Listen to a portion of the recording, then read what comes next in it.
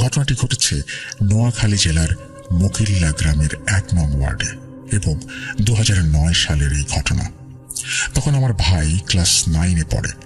আমার ভাই পড়ালেখার পাশাপাশি ৫ ওয়াক্ত নামাজ পড়ত এবং কোনো কোনো সময় রাতে মসজিদে থাকত। তো একদিন মসজিদে থাকার জন্য যেতে চাইল, তখন আমার মা তাকে বলল আজকে না যেতে। তবুও আমার ভাই মাকে কিছু না বলে চলে গেল মসজিদে। মসজিদে যাবার পর এশার নামাজ শেষ করে সে মসজিদে শুয়ে পড়ল এবং সেদিন রাতে ইমাম সাহেব ছিলেন না মসজিদে, তো সে একাই ছিল। আমার ভাই মসজিদে যেখানে ইমাম সাহেব দাঁড়িয়ে নামাজ পড়ান সেখানে শুয়ে পড়েছে। মাঝরাতে হঠাৎ তার ঘুম ভেঙে যায় কোনো একটা শব্দে। শব্দগুলো ছিল এমন যেরকম শব্দ অনেকগুলো মানুষ একসাথে মসজিদের ভেতর নামাজ পড়লে হয়। তো তার ঘুম ভেঙে যায় এবং সে চোখ খুলে যেটা দেখল, সেটা দেখার জন্য সে মোটেও প্রস্তুত ছিল না। সে দেখল অনেকগুলো অবয়ব একসাথে দাঁড়িয়ে নামাজ পড়ছে।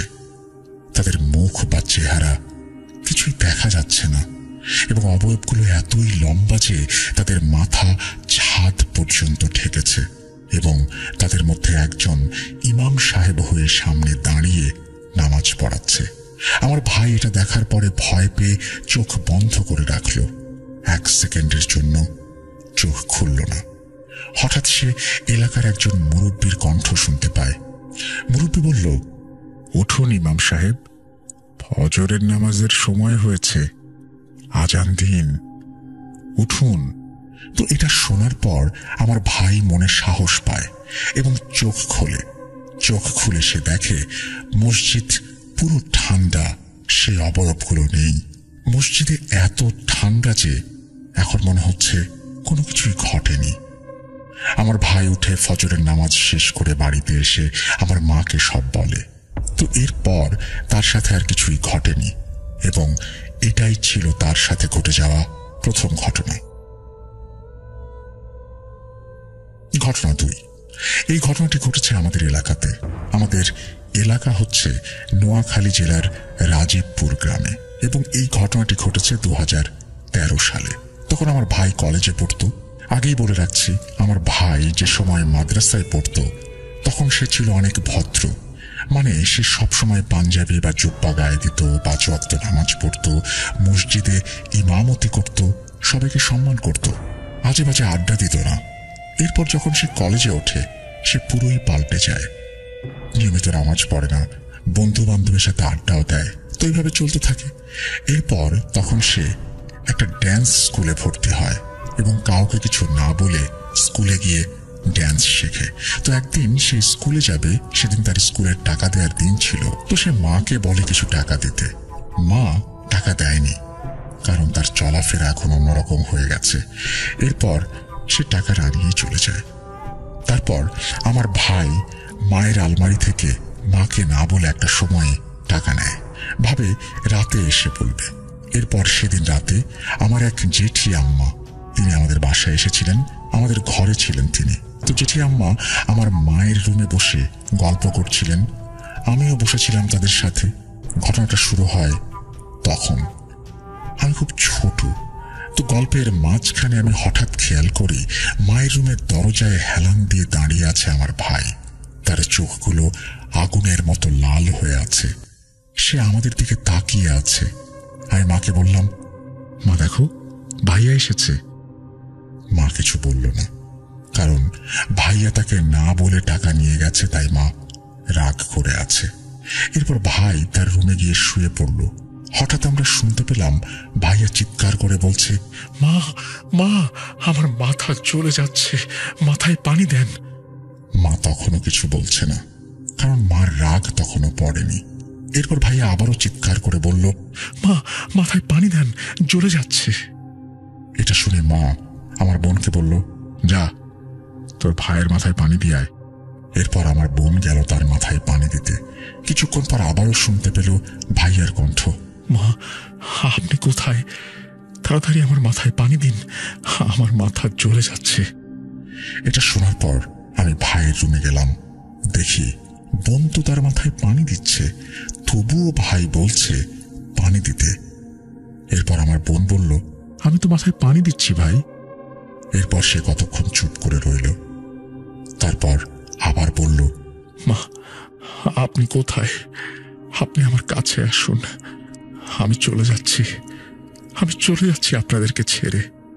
এটা শোনার পর মা দৌড়ে গেল তার রুমে এবং বলল, কি হয়েছে বাবা, তুই এরকম করছিস কেন? তারপর আমার ভাই বলল, মা কোথায়? আমার কাছে এসো মা, তুমি আমার বুকে এসো, আমি চলে যাচ্ছি, আমি তোমাদের ছেড়ে চলে যাচ্ছি। এটা শুনে আমার মা চিৎকার দিয়ে কাঁদতে শুরু করে এবং বলে, কি হয়েছে বাবা তোর? তুই এরকম করছিস কেন? আমি তো তোর কাছেই আছি। তো মায়ের চিৎকার শুনে বাড়ির সবাই আমাদের ঘরে চলে আসে।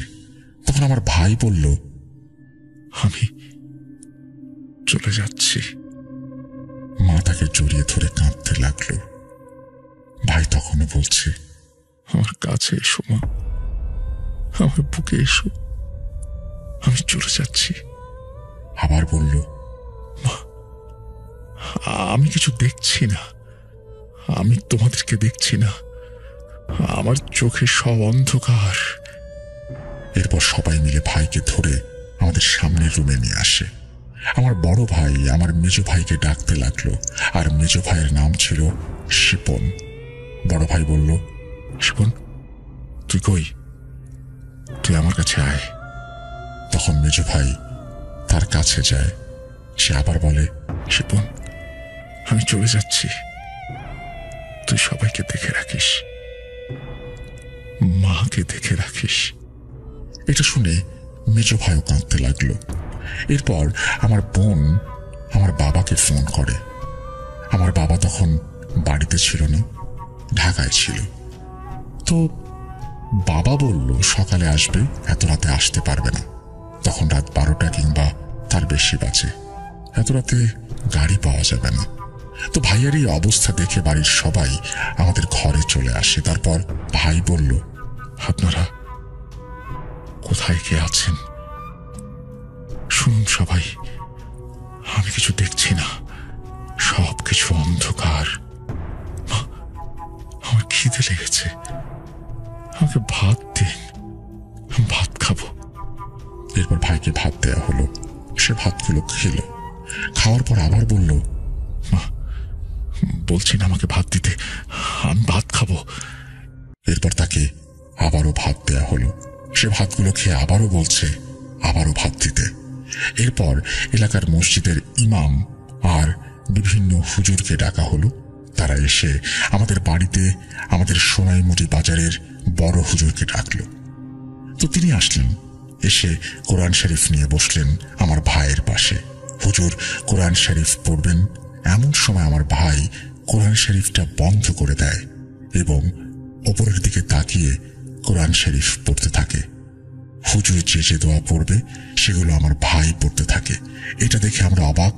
হুজুর বলল, আমি তাকে কি কোরআন শরীফ পড়ে শোনাবো, কি দোয়া করব, সেগুলো সে জানলো কিভাবে?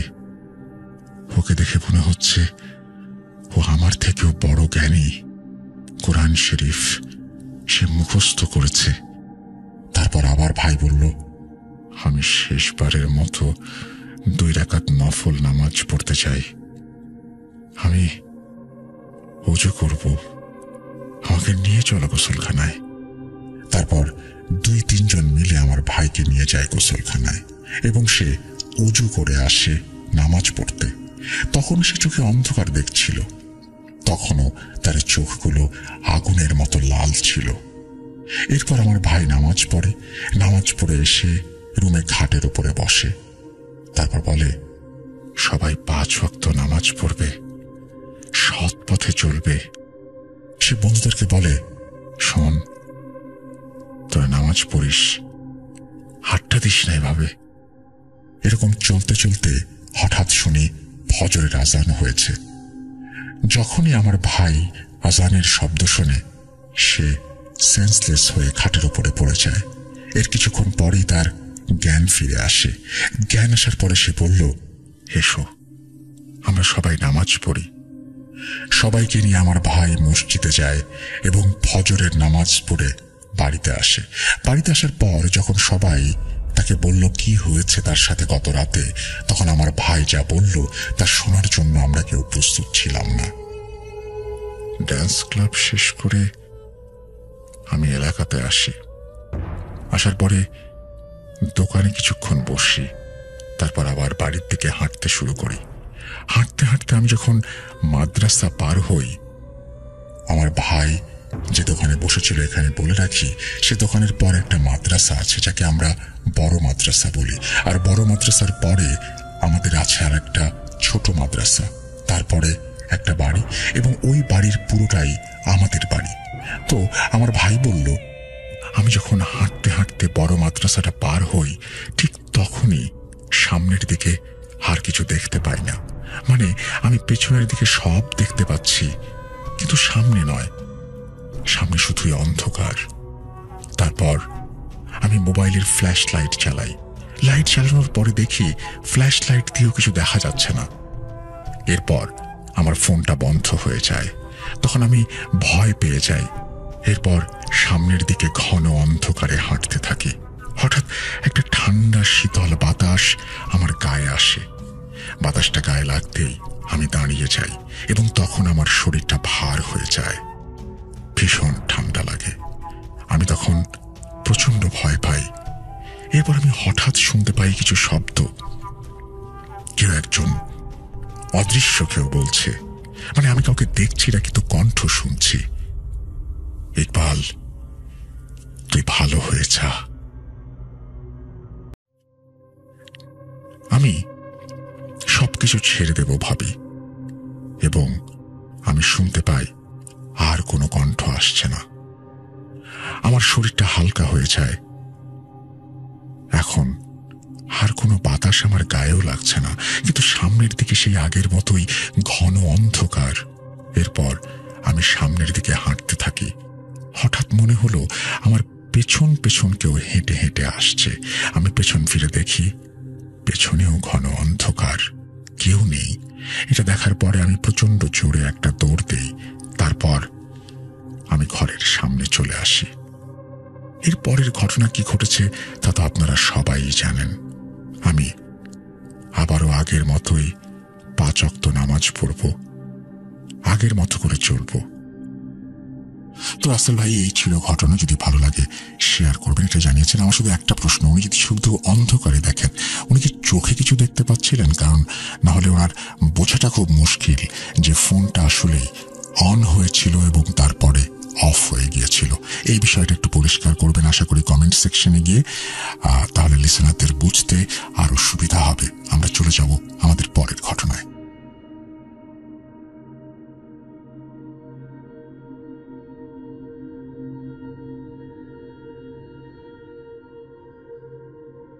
আপনারা সবাই ভালো আছেন এবং ভালোর তলে আছেন।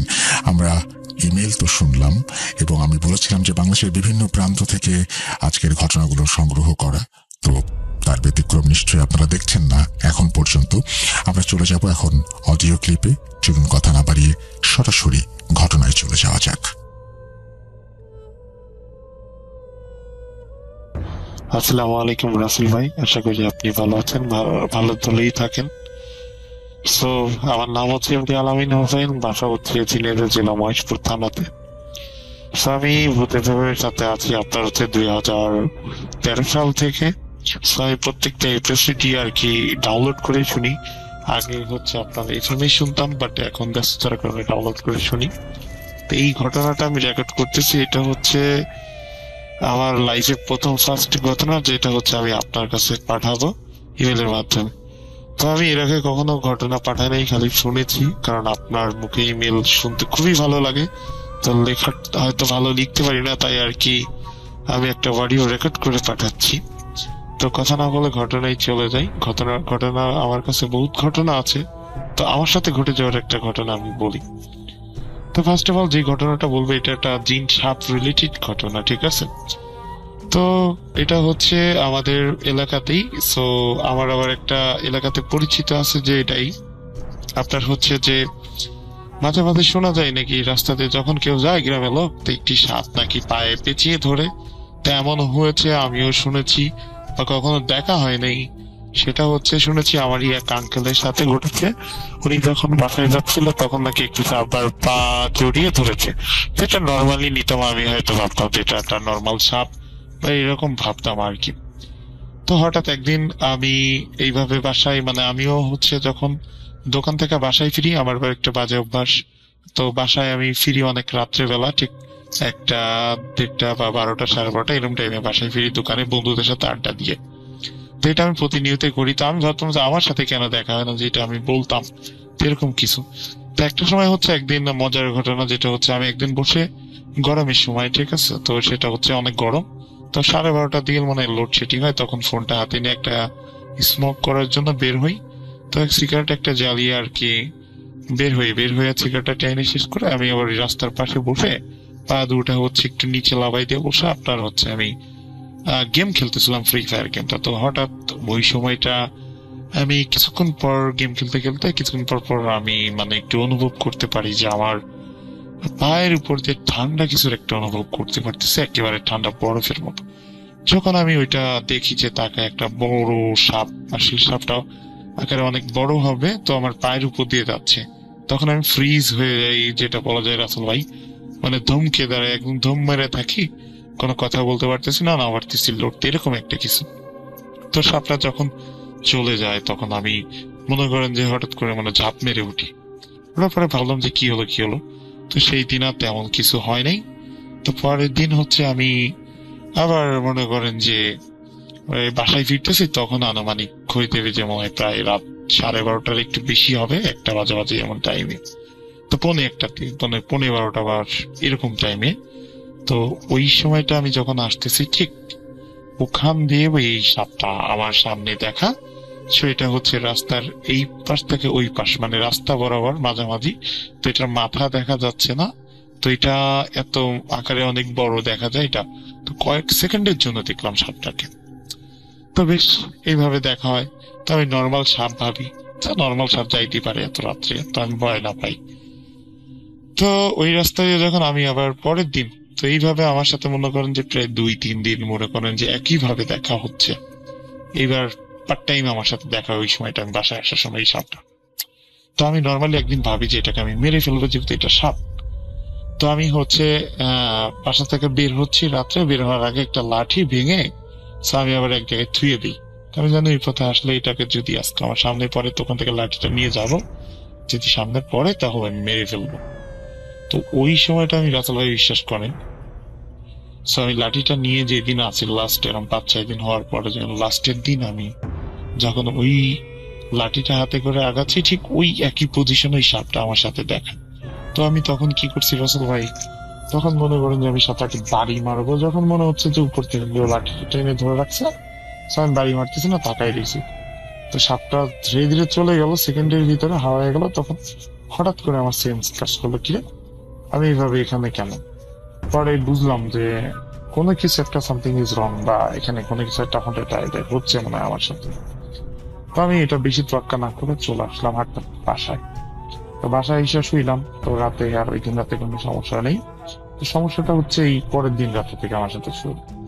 তো পরের দিন রাতে থেকে শুরু হচ্ছে ব্যাপারটা এরকম। ও আরেকটু কিছু বলি না হলে বুঝবেন না। তো এই সময়টা ছিল যে তখন আমাদের হচ্ছে পাকা ঘর তৈরি হবে। তো আমাদের পুরাতন একটা বাড়ি ছিল বাগানের ভিতরে, তার মানে আমাদের ঘরের সামনে থেকে একটু বাগান সাইডে। তো বাগান সাইডে হচ্ছে ওটা, সাইডে হচ্ছে ঘাস বাগান। তো ফাঁকা বাড়ি। তো আমি আব্বুরা ওনারা হচ্ছে ভিতরের রুমে, আর আমি বাইরে খাটে শুয়ে পাচ্ছি। তো আমার ওই হচ্ছে আপনার ঘাস ফুলের দিকে আর কি, বাগানের দিকে মুভ করা, আর এইদিকে মুভ করা। তো আমি ঘুমাইলে ওদের স্বপ্নে দেখি যে অনেকগুলো সাপ আমার আশেপাশে ঘুরতেছে, আমার এই ডাকতেছে। এরকম 2-3 দিন স্বপ্ন দেখার পর লাস্টের দিন, প্রায় 4 দিনের দিন, হঠাৎ এটা মনে করেন যে রাসেল আমাদের খাট থেকে টান দিয়ে লাগাইছিলাম, মনে করেন ওই বাগানের দিকে টেনে নিয়ে চলে আসতে। যখন আমি অনেক ছটফট করার পরে যখন জোরে চিলে দিয়ে বাসার সবাই উঠে আসে, কি হয়েছে। তো আমি বললাম যে এই ব্যাপার, যে এই সমস্যা। আমার কিছু হয় না, আমি একটু ভয় পাইছি, আমি কোনো কিছু উল্টাপাল্টা স্বপ্ন দেখছি, ঘুমের ঘরে আমি সেটা এড়াই যাই, বলি না। তো না বলার কারণে একদিন, তারপরের দিন সকালবেলা আমি হচ্ছে, সো আবার আবার একটা কাকি আছে, ওনার গায়ে আবার জিন আছে, বাট ওনার গায়ে জিন আসর করা আছে এটা আমি আগে থেকে জানতাম। তো এবার মনে করেন যে ওনাদের বাড়ির পিছনে ওখানে আবার একটা দোকান আছে, তো আমি দুপুর টাইমে বিকেল টাইমে দোকানটায় গেছি, গিয়ে ওখানে দোকানটা সাইডে দাঁড়ায় আছি। তো ওনার আমি আর খেয়াল টেয়াল করিনি, উনি ছিল না, পাশে আমার এক ফ্রেন্ডের সাথে আমি এটা শেয়ার করতেছি যে আমার সাথে এই ব্যাপারে এই ঘটনা ঘটছে কাল রাত। এবং উনি হঠাৎ করে দেখলাম যে চোখ মুখ লাল করে এসে আমার গলা টিপা ধরছে, ধরে বলতেছে, এই তুই কি মারতে গেছিলি? সাপ মারতি? সাপ তোর জীবনের মতো ওই দিন রাতে শেষ করে দিত। তোর তো কপাল ভালো, তোর মায়ের মানে দুধের অনেক জোর আছে, এই কারণে তুই বাইচে গেছে, আর তোর সাথে একজন আছে, সে তোরে বাঁচাই দিছে, নাহলে তুই ওই দিনই মরে যাইতি রাত্রে। তা আমি তো ভাই ভাই বিশ্বাস করেন পুরো অবাক। So এটা ওনার কাছ থেকে এগুলো আর ওনার আমি কখনো বলিও নাই, উনি কিভাবে জানলেন? আমি এখানে অবাক। পরে উনি আমার বলে, তুই আমার কাছে মাগরিবের নামাজের পরে আসবি, আমি তোরে ঝাড়াই দিব, আর পানি পড়া দিব। আমরা আচ্ছা ঠিক আছে কাকি। তোমার মাগরিবের পরে যাই, উনি আমাকে ঝাড়াই দেয়। তো দিয়ে বলছে যে তোর এই আজকে ঝাড়াই দিলাম, তো তোর কপাল খুবই ভালো, তোর যেন আর কখনো না দেখি সাপ মারতে, ঠিক আছে?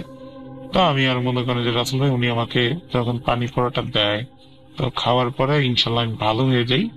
তো ভালো হওয়ার পরে পরে আমার সাথে আর কোনো মানে কোনো কিছু ঘটে নাই। তো রাসেল ভাই, জানি না কতটুকু ভালোভাবে বলতে পেরেছি, তো আমার কাছে আরো প্রচুর ঘটনা আছে, মাছ ধরার ঘটনা, মানে খালে বিলের ঘটনাটাই বেশি, যেহেতু আমার গ্রাম অঞ্চলের বাসা। তো আপনি যদি বলেন তাহলে আমি এই ঘটনাগুলো রেকর্ড করে পাঠাইতে পারি বা লিখেও পাঠাইতে পারি। তো ধন্যবাদ। আর ভূত.com দীর্ঘজীবী হোক, সবসময় শুভকামনা রইল। আল্লাহ হাফেজ।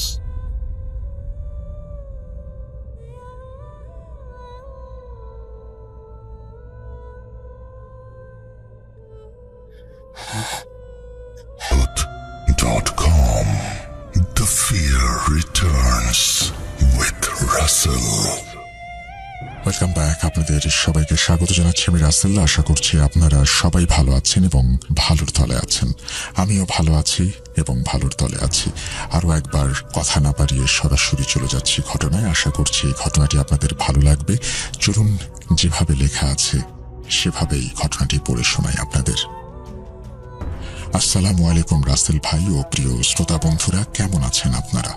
আমি মোহাম্মদ সাবিত আলম লিখছি ময়মনসিংহ বিভাগ থেকে। দীর্ঘ 1 মাসেরও বেশি সময় পার করে আবারও আজ আমি নতুন একটি ঘটনা নিয়ে আপনাদের সামনে উপস্থিত হয়েছি। আজকের ঘটনাটি আমি কালেক্ট করেছি শাহজাহান নামক একজন ভদ্রলোকের কাছ থেকে। ঘটনাটি মূলত একটি হন্টেড হাউস ভিত্তিক। কথা না বাড়িয়ে শাহজাহান সাহেব আমাকে যেভাবে ঘটনাটি বলছেন আমি সেভাবেই আপনাদের সামনে উপস্থাপন করছি এবং অনিচ্ছাকৃত ভুল ত্রুটির জন্য ক্ষমা প্রার্থনা করছি। বলছেন শাহজাহান। আসসালামু আলাইকুম, আমার নাম শাহজাহান। আমি যে ঘটনাটি বলতে এসেছি সেটি আমার নিজের বাড়ি কেন্দ্রিক একটা সত্য ঘটনা, যার রেশ আমি আজও ভুলতে পারিনি। সেই সব মুহূর্ত যেগুলো আমাকে ভেতর থেকে একদম দুর্বল ও ভয় পাইয়ে দিয়েছিল এক নিমিষেই। আমরা সবাই সিলেট থেকে চট্টগ্রামের অক্সিজেন নামক জায়গায় চলে এসেছিলাম আমার কাজের সূত্রে। আমি অক্সিজেনের কোনো এক জায়গায় নতুন একটা বাড়ি কিনে নিয়েছিলাম। আমার পরিবার ছিল আমার স্ত্রী আর 2 সন্তান। আমাদের 2 তলা বাড়ি। পরিকল্পনা ছিল ছেলেরা বড় হতে হতে বাড়িটা 10 তলা ফাউন্ডেশন দিয়ে ওপরের তালা দুটো সন্তানদের জন্য রাখবো, আর নিচে আমি আর আমার স্ত্রী থাকবো। বাড়িটা আমরা নিজেরা কিনেছিলাম, আর কেনার পরে একদম পরিপাটি করে সাজিয়েছিলাম। এলাকাটা ছিল আমাদের জন্য একদমই নতুন। আশেপাশে মানুষের বসতি মোটামুটি ভালোই ছিল। কপাল ভালো ছিল যে ঠিক যেদিন আমরা ওখানে শিফট করলাম তার পরদিনই করোনা মহামারীর বড়সড় নিউজ আসতে শুরু করলো। এমনকি লকডাউনের কথাও কানে ভাসতে লাগলো। কেমন যেন অজানা এক শঙ্কা ঘিরে ধরেছিল এই মহামারীর জন্য। তাই আমরা বাড়তি সতর্কতার সাথে বাড়িঘর পরিষ্কার পরিচ্ছন্ন রাখতাম। তখনও সেখানে তেমন করোনার কেস ছিল না। আমার স্ত্রী বেশ চিন্তিত ছিল বাচ্চারা এখানে থাকলে যদি সমস্যা হয়, তাই সে বাচ্চাদের নিয়ে আমার ও তার হোম টাউন সিলেটে চলে যেতে চেয়েছিল। আমি তাকে বললাম, তুমি বাচ্চাদের নিয়ে যাও, আমি এখানে একা থাকবো, কোনো সমস্যা হবে না। আমার স্ত্রী বহুবার বলেছে তার সঙ্গে যেতে, কিন্তু আমি রাজি হইনি। শেষে সে বাচ্চাদের নিয়ে একাই চলে গেল সিলেটে। এখন বলি, কেন আমি একা থাকতে চেয়েছিলাম? আমি ছিলাম সিনেমার পোকা।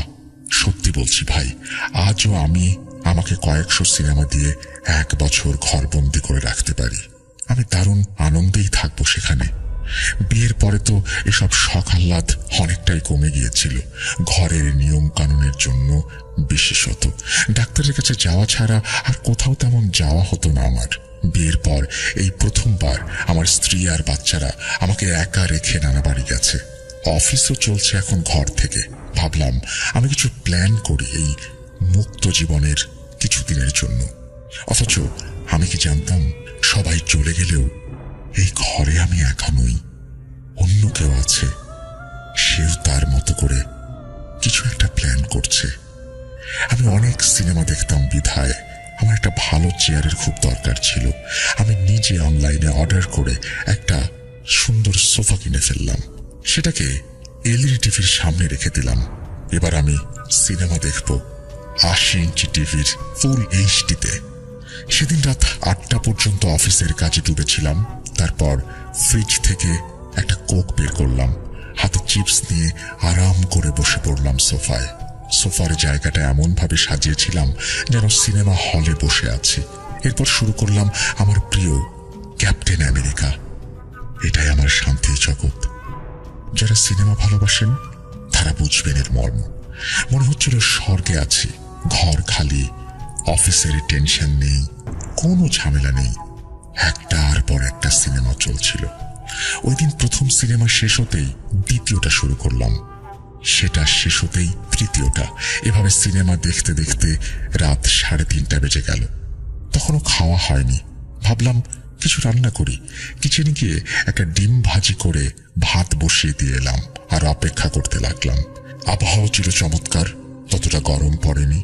আর যেহেতু অক্সিজেন এলাকাটা ক্রাউডেড, সো আমাদের বাড়ির আশেপাশে অনেকগুলো বাসায় ছিল, সবাই প্রায় থাকতো। করোনার জন্য মাঝে মাঝে 2 ঘন্টা পর পর কেউ বাইক নিয়ে চলে যেত, নয়তো রাইডার আসতো।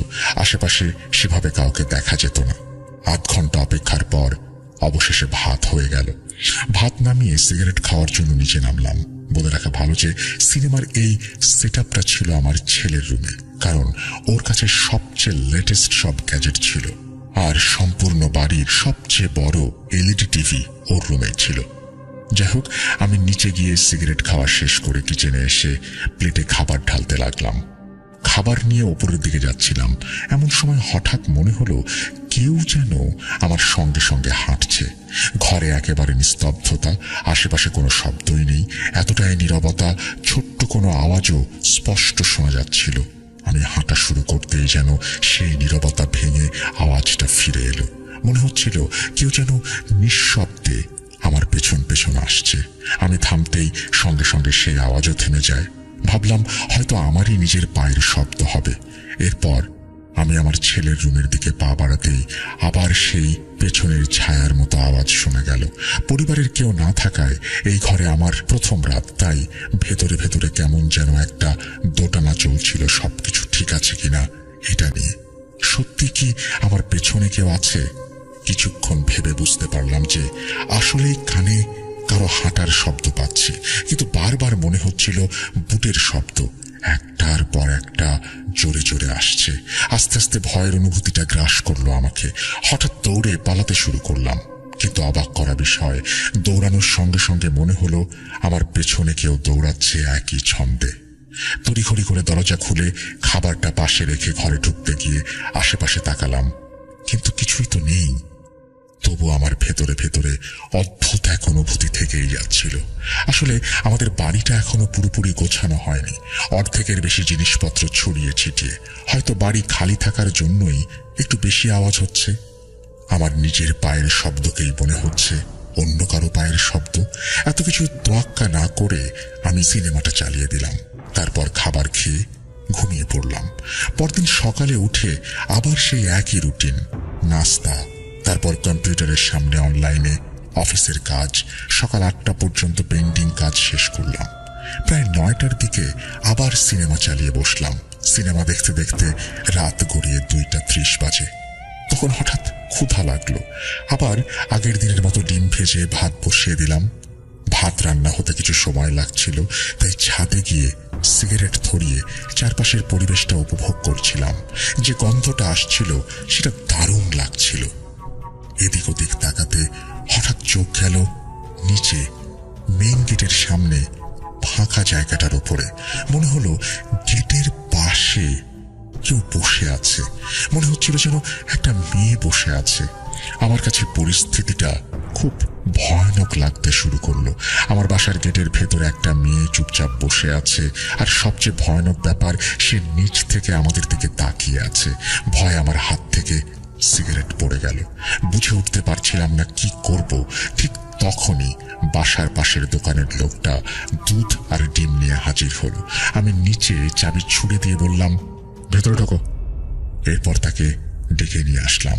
আমার অবস্থা তখন একেবারেই নাজেহাল। নিচের আমার সাহসী হচ্ছিল না। কয়েক সেকেন্ডের মধ্যে লোকটা উপরে উঠে এলো। আমি তাকে হাতে টাকা দিয়ে জিজ্ঞেস করলাম, ভাই, ওপরে আসার সময় আপনার চোখে কি কোনো মেয়ে পড়েছে?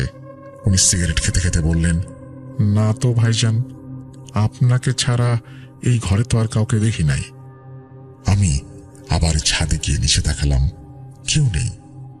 মন শান্ত করার জন্য ভাবলাম বাইরে থেকে কেউ ঢুকেছিল।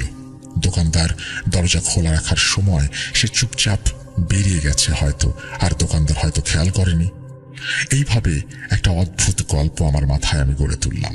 যদিও এখন ভাবলে মনে হয় এই গল্পের কোনো মাথা মুন্ডু নেই, কিন্তু সত্যি ভাবার বিষয়, ওই মেয়ে বাড়ির ভিতরে এলো কিভাবে?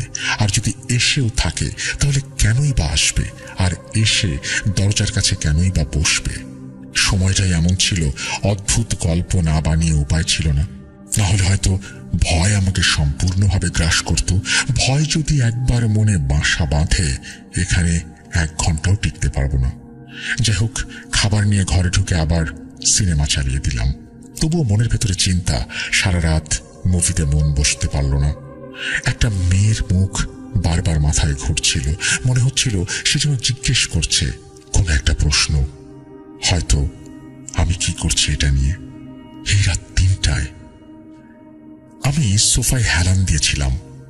সকালে চোখ খুলতেই দেখি ভয় অনেকটাই কমে গেছে। এমনকি রাতে ঠিক কি হয়েছিল সেটা মনে পড়ছে না। তারপর রাতে অফিস থেকে একটু ফাঁকা সময় পেয়ে সিগারেট খেতে বাইরে গিয়েছিলাম। তখনই আগের রাতের ঘটনাগুলো আবার মাথায় আসতে শুরু করলো, আর ভয়ও আস্তে আস্তে ফিরে এলো। ভাবলাম এখনই একটা সিনেমা চালু করি, তাহলে এই ভাবনাগুলো নিজে থেকেই চলে যাবে আর মনটাও হালকা হয়ে যাবে। ঠিক সেটাই হলো।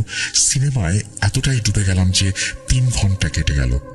রাত বাজলো 12টা। ঠিক তখনই সিনেমা শেষ হলো, আর আমি ভাবলাম পরের সিনেমাটা শুরু করি। মনে হচ্ছিল ইলেকট্রিসিটি চলে গেছে। ইউপিএস বা জেনারেটর লাগাইনি, কারণ শুনেছিলাম এখানে প্রায়ই লোডশেডিং হয়। তখনই মনে পড়ল ব্রোকার কিছু একটা বলেছিল।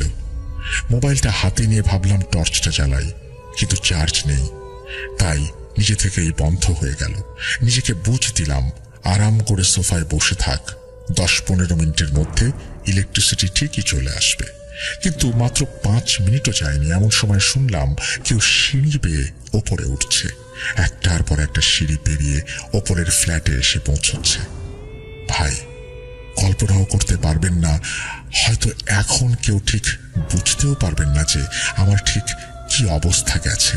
চারিদিক অন্ধকার, এমন অন্ধকার যে কোথাও 1 ফোঁটা আলো নেই। পাশের বাড়িগুলো যেন অদৃশ্য, আর চারপাশে এমন নিস্তব্ধতা যেন মানুষের অস্তিত্ব নেই বললেই চলে। মনে হচ্ছিল কিছু একটা হয়ে গেলে যদি আমি চিৎকারও করি, কেউ শুনতে আসবে না। সেই ভয়টা আস্তে আস্তে মাথায় চেপে বসেছিল। মনে হচ্ছিল কেউ একজন বাইরে থেকে এসে দরজার সামনে ঠিক দাঁড়িয়ে আছে, কারণ তখন পায়ের শব্দটা থেমে গেছে। পরের মুহূর্তে যেটা হলো সেটা আমার শরীর কাঁপিয়ে দিল, কারণ স্পষ্ট শুনতে পেলাম কোনো এক নারী দরজার কাছে দাঁড়িয়ে আমার নাম ধরে ডাকছে। তারপর টুপটাপ শব্দ, আর সঙ্গে সঙ্গে কেউ দরজায় টোকা দিতে লাগলো। ভয়ে আমার হার্ট অ্যাটাক হচ্ছিল। পরে প্রায় অচেতন হয়ে যাচ্ছিলাম। ঠিক তখনই ইলেকট্রিসিটি চলে এলো। একটু সাহস ফিরে পেলাম। ভয়ে ভয়ে দরজাটা খুললাম, কিন্তু বাইরে কেউ নেই। বুঝলাম যা হওয়ার সেটা ঘরের মধ্যেই হয়েছে। সিগারেট হাতে নিয়ে ভাবলাম বাইরে গিয়ে একটু হাঁটি, তাহলে ভয়টা কিছুটা কমবে। সিগারেট নিয়ে সিঁড়ির দিকে গেলাম, পেছন পেছন যাচ্ছিলাম। দরজার কাছে গিয়ে বাইরের রাস্তায় বের হলাম।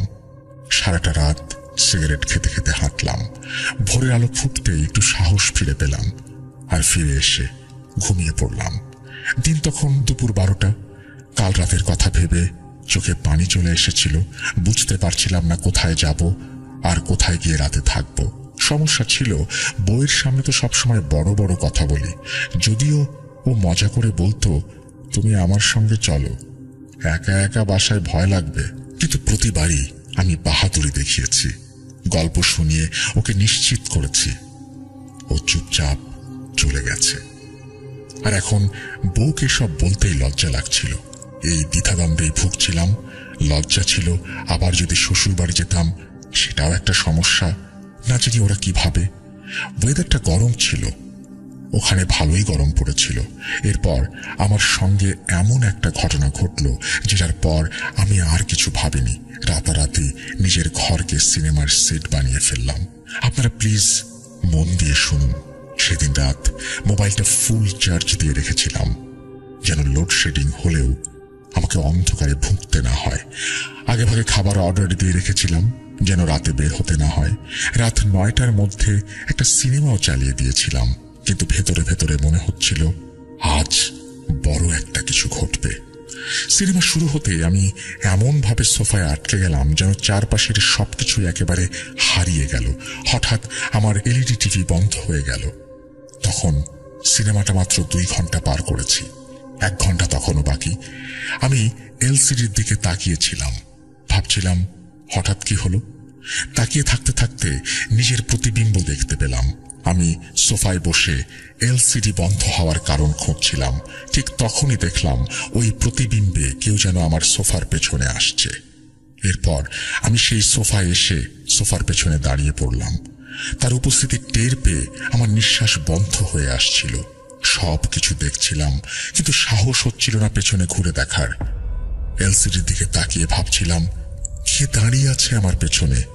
সে একজন মহিলা, যাকে গেটের সামনে বসে থাকতে দেখেছিলাম। তিনি সোফার পেছনে দাঁড়িয়ে আমার দিকে তাকিয়েছিলেন। কয়েক সেকেন্ডের জন্য আমি যেন অচেতন হয়ে পড়েছিলাম, আর কোনো সংশয় থাকলো না। সে যেন আমার দিকে তাকিয়ে সতর্ক বার্তা দিচ্ছিল, এখান থেকে চলে যাও। আমি বাড়ি লক করে দিলাম। আর কিছু ভাবতে পারিনি। এক প্রকার পাগলের মতো দৌড়ে ঘর থেকে বেরিয়ে গেলাম। পথে ছিনতাইয়ের ভয় ছিল, তবু অনেক কষ্টে আমি বাস স্ট্যান্ডে চলে গেলাম। রাতে বাসে যখন বসলাম তখন অবসাদে আমার ঘুম চলে এলো। আমি স্বপ্নে দেখলাম যে সেই নারীর অবয়বের মুখে রক্ত। আমার ছেলেরা মেঝেতে নিথর হয়ে পড়ে আছে, ওদের গলা কাটা। আমার স্ত্রী, তার কোটরে চোখ নেই। নারী অবয়বটা আমার কাছে এসে আমার গলায় ধারালো ছুরির মতো নখ বসিয়ে দিল। বাঁচতে চাইলে চলে যাও, এটা আমাদের বাড়ি। ঘুম ভাঙতেই দেখলাম চলে এসেছি সিলেটে। সব কষ্টের পথ পেরিয়ে যখন সিলেটে পৌঁছালাম তখন মনে এক ধরনের স্বস্তি এলো। সকাল সকাল পরিচিত হুজুরকে কল দিয়ে সবকিছু জানালাম। উনি বললেন, শাহজাহান ভাই, এই বাড়িতে জিনের বাস আছে, এখানে থাকা ঠিক হবে না, জলদি চলে যান। আমি বাড়ির পুরাতন মালিককেও কল করলাম। উনি আমার কথা শুনে আমার কাছে ক্ষমা চাইলেন আর বললেন ওই বাড়িতে ওনার বড় মেয়ে নাকি সুইসাইড করেছিল। আমি পুরাতন মালিককে আর কিছু বললাম না। শত হলে বেচারার মেয়ে মারা গেছে। তিনি আরো বলেছিলেন ওনার বড় মেয়ে নাকি কালো জাদুর প্র্যাকটিস করত বাড়িতে। এরপর শ্বশুর বাড়ি গিয়ে বউকে সব খুলে বললাম। সে বলল, এই বাড়িটা দ্রুত বিক্রি করে দাও, এত খারাপ পরিস্থিতিতে বাচ্চাদের নিয়ে ওই বাড়িতে থাকা নিরাপদ না। ব্রোকার ছিল আমার বন্ধু, তাকে বললাম বাড়িটা বিক্রি করতে। সে আমার বাড়িটা জলদি বিক্রি করিয়ে দিল। আর এরপর কোভিডের পরিস্থিতি একটু স্বাভাবিক হতেই আমি নিউ মার্কেট এলাকায় একটা বাসা নিলাম। এবার আমার বাসার পূর্ব ইতিহাস সবকিছু ঘেটে ঘুটে তারপর বাসাটা কিনেছি। আল্লাহর রহমতে নতুন বাসায় আমাদের সাথে আর কোনো সমস্যা হয়নি। এই বলে শাহজাহান সাহেব ওনার ঘটনা শেষ করেন। ধন্যবাদ প্রিয় লিসেনার্স, মনোযোগ দিয়ে ঘটনাটি শোনার জন্য। হন্টেড হাউসের ঘটনা আমি আগে কখনো এভাবে শেয়ার করিনি। যদি ভালো না লাগে আমাকে ক্ষমা করবেন। আপনাদের সকলের সুস্থতা কামনা করছি এই বলে সাবিত আলম তার ঘটনা শেষ করেছেন। সাবিত আলম, আপনাকে অসংখ্য ধন্যবাদ এরকম চমৎকার একটা ঘটনা আমাদের উপহার দেওয়ার জন্য। আমরা চলে যাব আমাদের পরবর্তী ঘটনায়।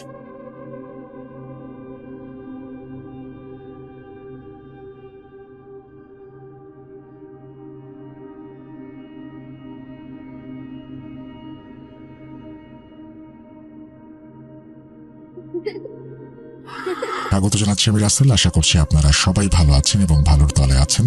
আমিও ভালো আছি এবং ভালোর তলে আছি। আমরা এখন আমাদের আজকের দ্বিতীয় অডিও ক্লিপে যেতে চাই। আশা করছি প্রথম থেকে শেষ পর্যন্ত ভালো লাগবে আপনাদের। আসসালামু আলাইকুম রাসেল ভাই, কেমন আছেন বলবো না, কারণ আমরা সবাই জানি আপনি ভালো এবং ভালোর দলে আছেন। তো আমার ছোট্ট দুইটা ঘটনা আছে, যা দুটোই শোনা আমার ফ্রেন্ড এবং একটি মামার সাথে ঘটে যাওয়া। তো আমি সংক্ষেপে আমার পরিচয়টা দিয়ে নিই। আমি মোহাম্মদ আরিফুল ইসলাম, দেশের বাড়ি সিলেট হবিগঞ্জ বিভাগ, মাধবপুর থানা, কোন একটা গ্রামে। তো আমি সৌদি প্রবাসী, সৌদি আরব মদিনা ইয়াম্বুতে থাকি। আগে একটা ইমেল করেছিলাম, সম্ভবত কোনো একটা কারণে ইমেলটা সিলেক্টেড হয়নি। তো এটা যদি সিলেক্টেড হয় তো রাসেল ভাই ইমেল করে জানাবেন। আর কাজের কারণে আপনাকে ইমেল বলা হয়নি। আমার কাছে অসংখ্য ঘটনা আছে। একটি ঘটনা আছে লোমর্ষ, আর আরেকটি ঘটনা আছে আপনার নর্মালি বা একটা বাড়ি কেন্দ্রিক। তো বেশি কথা বলবো না, আমি আমার ঘটনায় চলে যাই। তো আমার মামাতো ভাইয়ের সাথে কাছ থেকে শোনা ঘটনাটা, এটা আপনার ওর বাবার সাথে ঘটে যাওয়া। তো আমি ওর সাথে ফ্রেন্ডলি চলাফেরার সময় ঘটনাটা শুনতে পাই। ও একদিন বলে যে ওর বাবা আমাদের বাড়ির পাশে আপনার নদী আছে, সাথে একটা ব্রিজ আছে, ব্রিজ কেন্দ্রিক একটা ঘটনা আছে।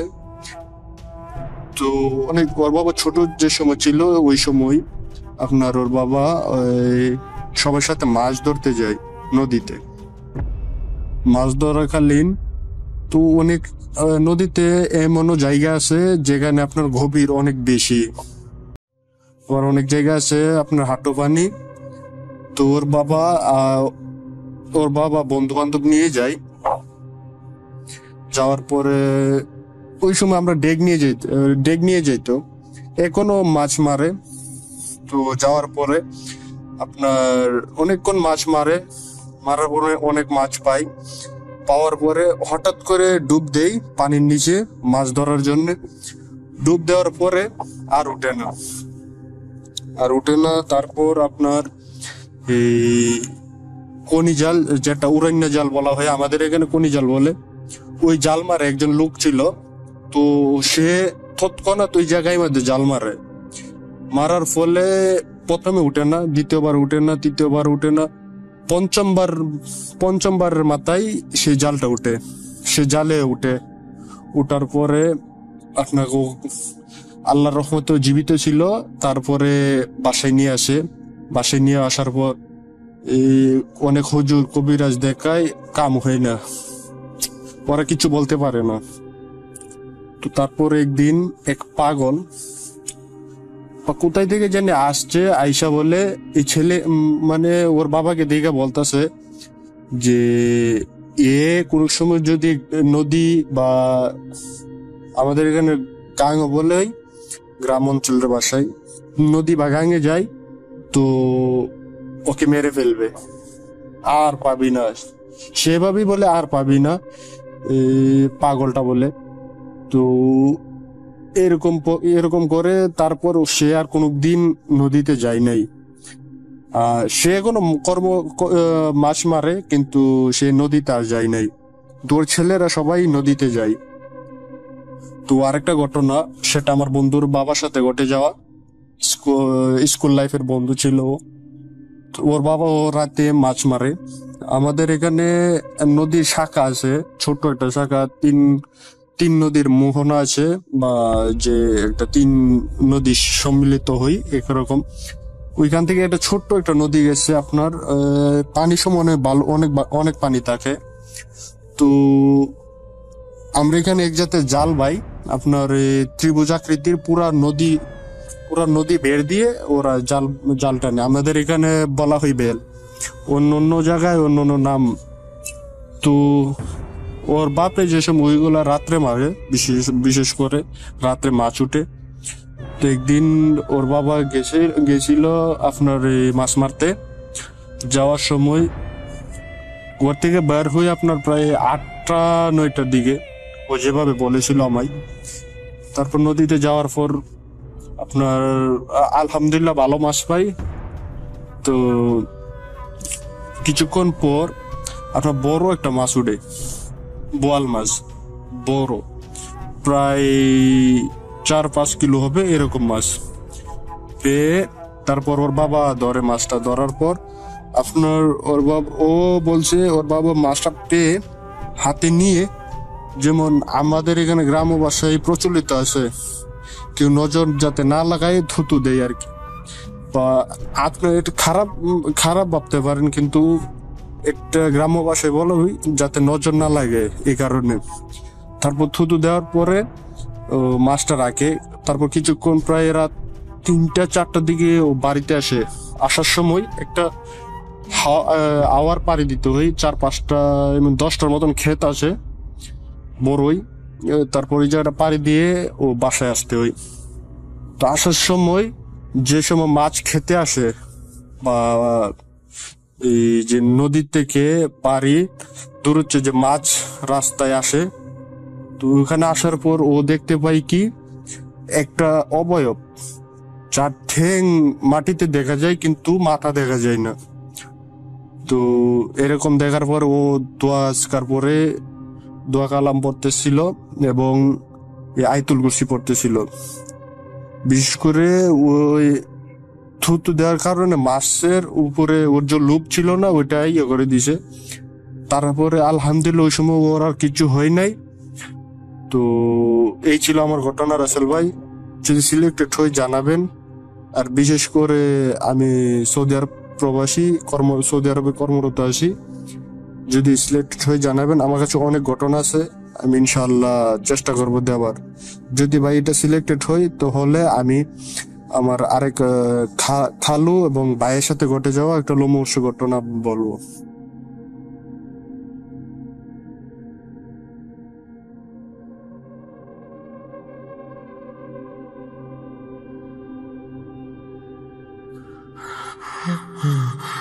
কেন কেন তুমি আসো?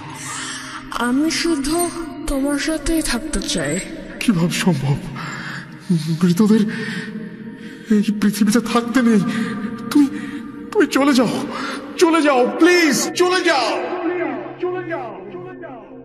সবটাই কি ইলুশন, নাকি অন্য জগতের কেউ কখনো হাজির হয়ে যায় চোখের পলকে?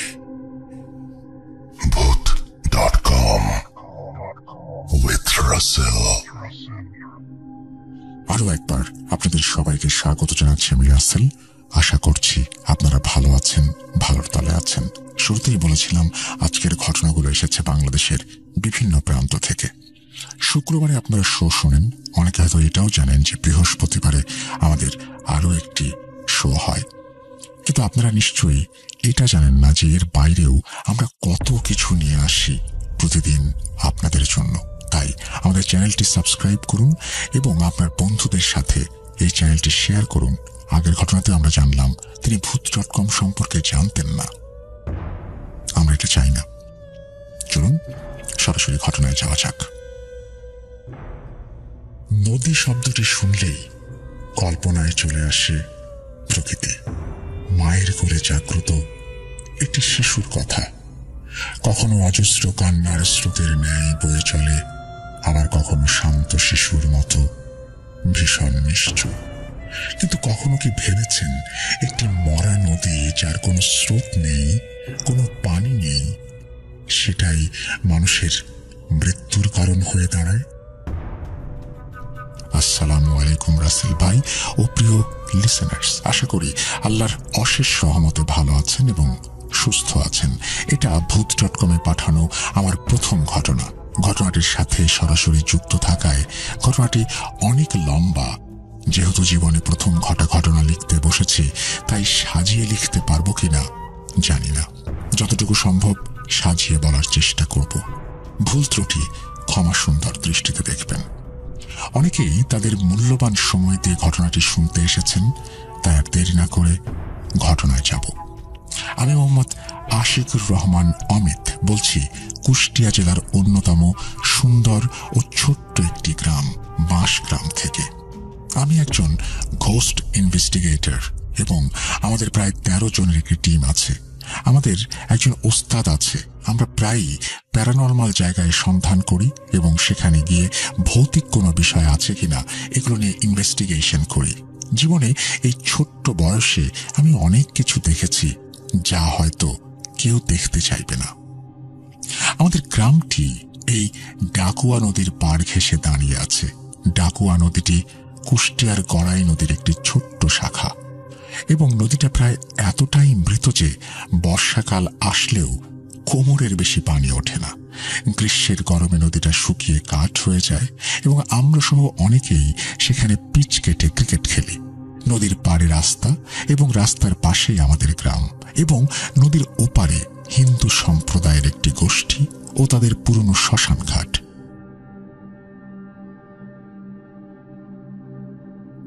ঘটনার সূত্রপাত হয় 2024 সালের জুলাই মাসে। আমাদের গ্রামের একজন অটো চালক, তার নাম রহিম, তার একটি ছেলে ছিল, তার নাম রতন।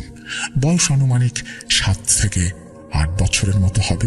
একদিন বিকেলে ছেলেটি তার একটি ফুটবল নিয়ে খেলতে বের হয়। বাড়ির পাশে একটা খোলা জায়গায় যায় সে, যেখান থেকে নদীটা অনেকটাই দূরে। কিন্তু সন্ধ্যা গড়িয়ে রাত নেমে আসলেও ফিরে আসে না রতন। বাড়িতে না আসায় রতনের মা খুঁজতে বের হন তাকে, কিন্তু অনেক খোঁজাখুঁজির পরেও পাওয়া যায় না। খুঁজতে খুঁজতে রাত আরো গভীর হয়ে যায়। নদীতে তখন কোমর পানি। কিছুক্ষণের মধ্যেই পুরো গ্রামের লোকজন একত্রিত হয়ে খোঁজ করতে শুরু করে রতনের, কিন্তু কোথাও পাওয়া যাচ্ছে না তাকে। এমনকি নদীতেও খোঁজ নিয়ে কিছুই পাওয়া যায় না। কিন্তু এই যে এত কিছু করা হলো, তার যে চিহ্ন মাত্র নেই, এটা মেনে নেওয়া কঠিন। কোনোভাবে রহিম ভাই এবং তার স্ত্রীকে সান্ত্বনা দিয়ে আমরা সবাই খোঁজ বন্ধ করি।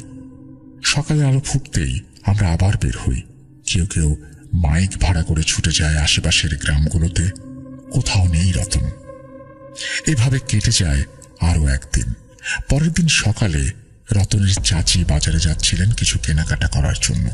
বলে রাখি, আমাদের এদিকে অটো ভ্যান চলাচল করে সব সময়। তো উনি যখন ভ্যানে উঠে বসেন, তখন ওনার চোখ যায় নদীর মাঝে রতনের লাল ফুটবলের ওপর। তখন উনি চিৎকার করে খবর দেয় পুরো গ্রামবাসীকে। সবাই সেখানে যায় এবং নদীতে নেমে খুঁজতে থাকে রতনকে। কোথাও নেই রতন। এমনকি পানি এতটাই স্বচ্ছ যে পানিতে মাথা ডোবালেও নিচের মাটি সহ সবকিছু স্পষ্ট দেখতে পাওয়া যায়।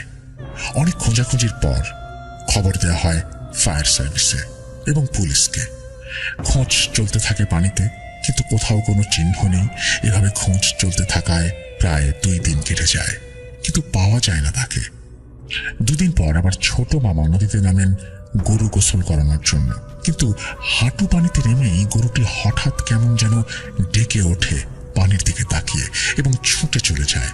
মামা গরুটিকে ধরতে চেষ্টা করলেও গরুটি দৌড় দিয়ে বাড়িতে চলে আসে।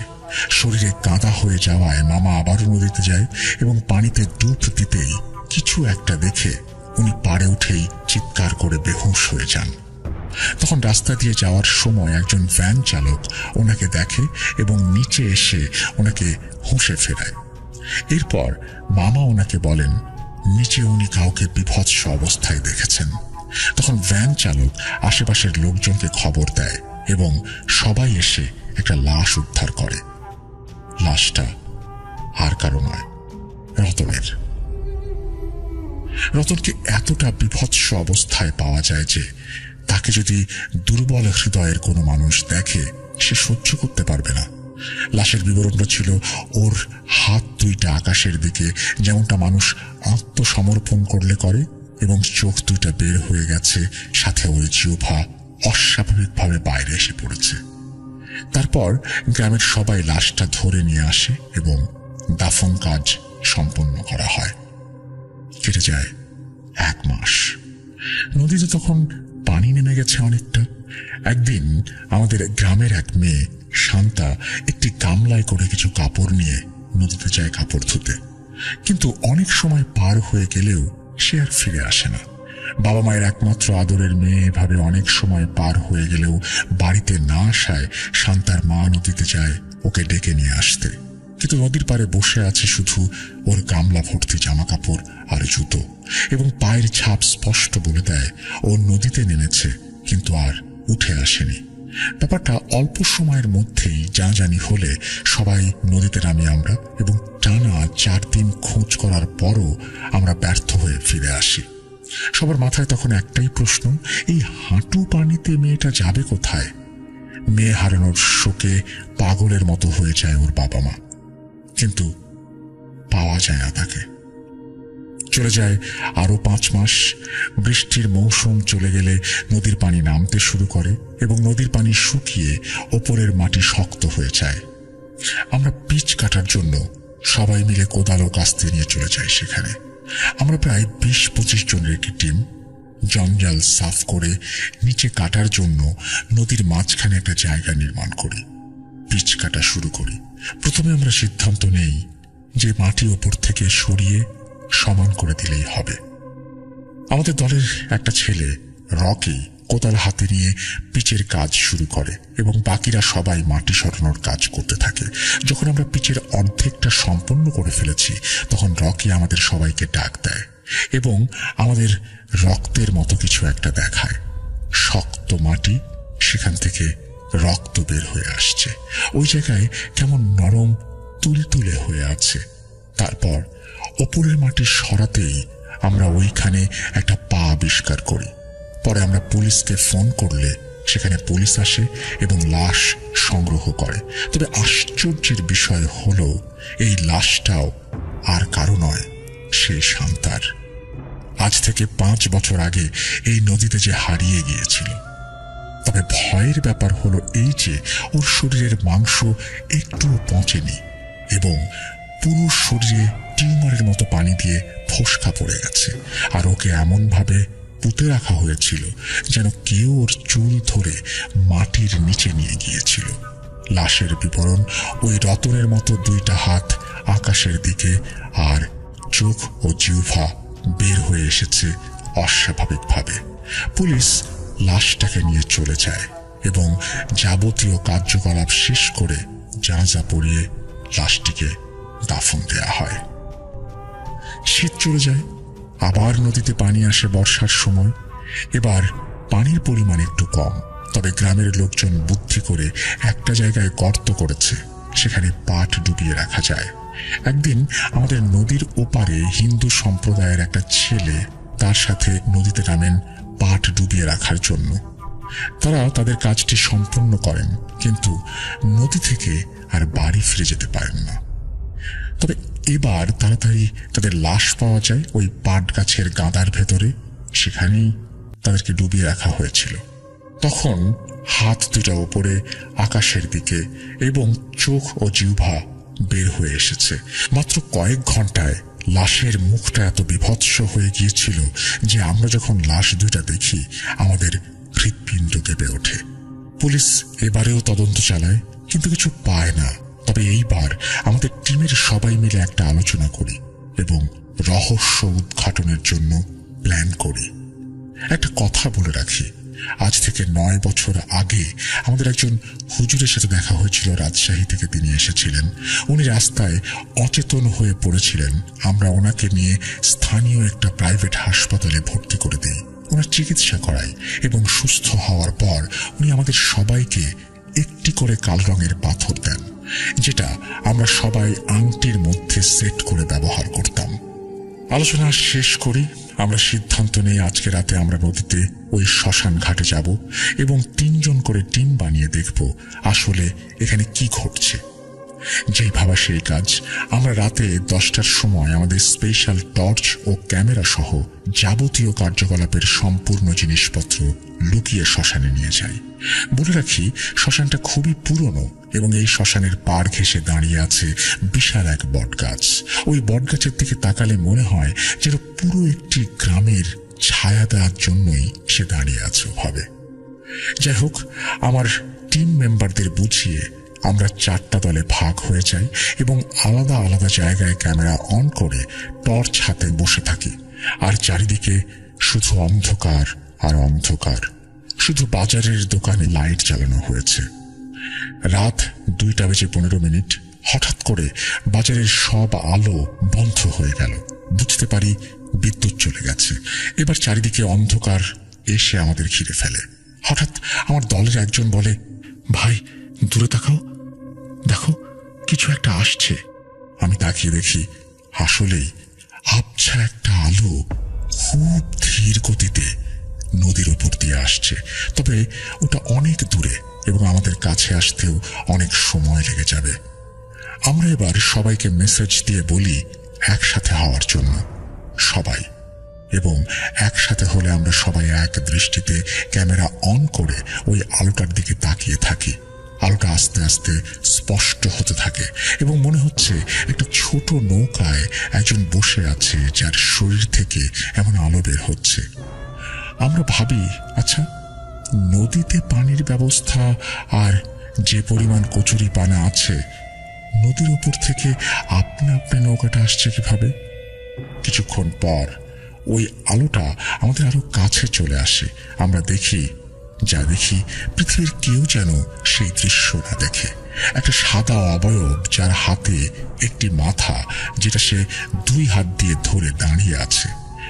আমাদের সামনে অনেক কালো একটা অবয়ব, যা অন্ধকারের চেয়েও ভয়ঙ্কর।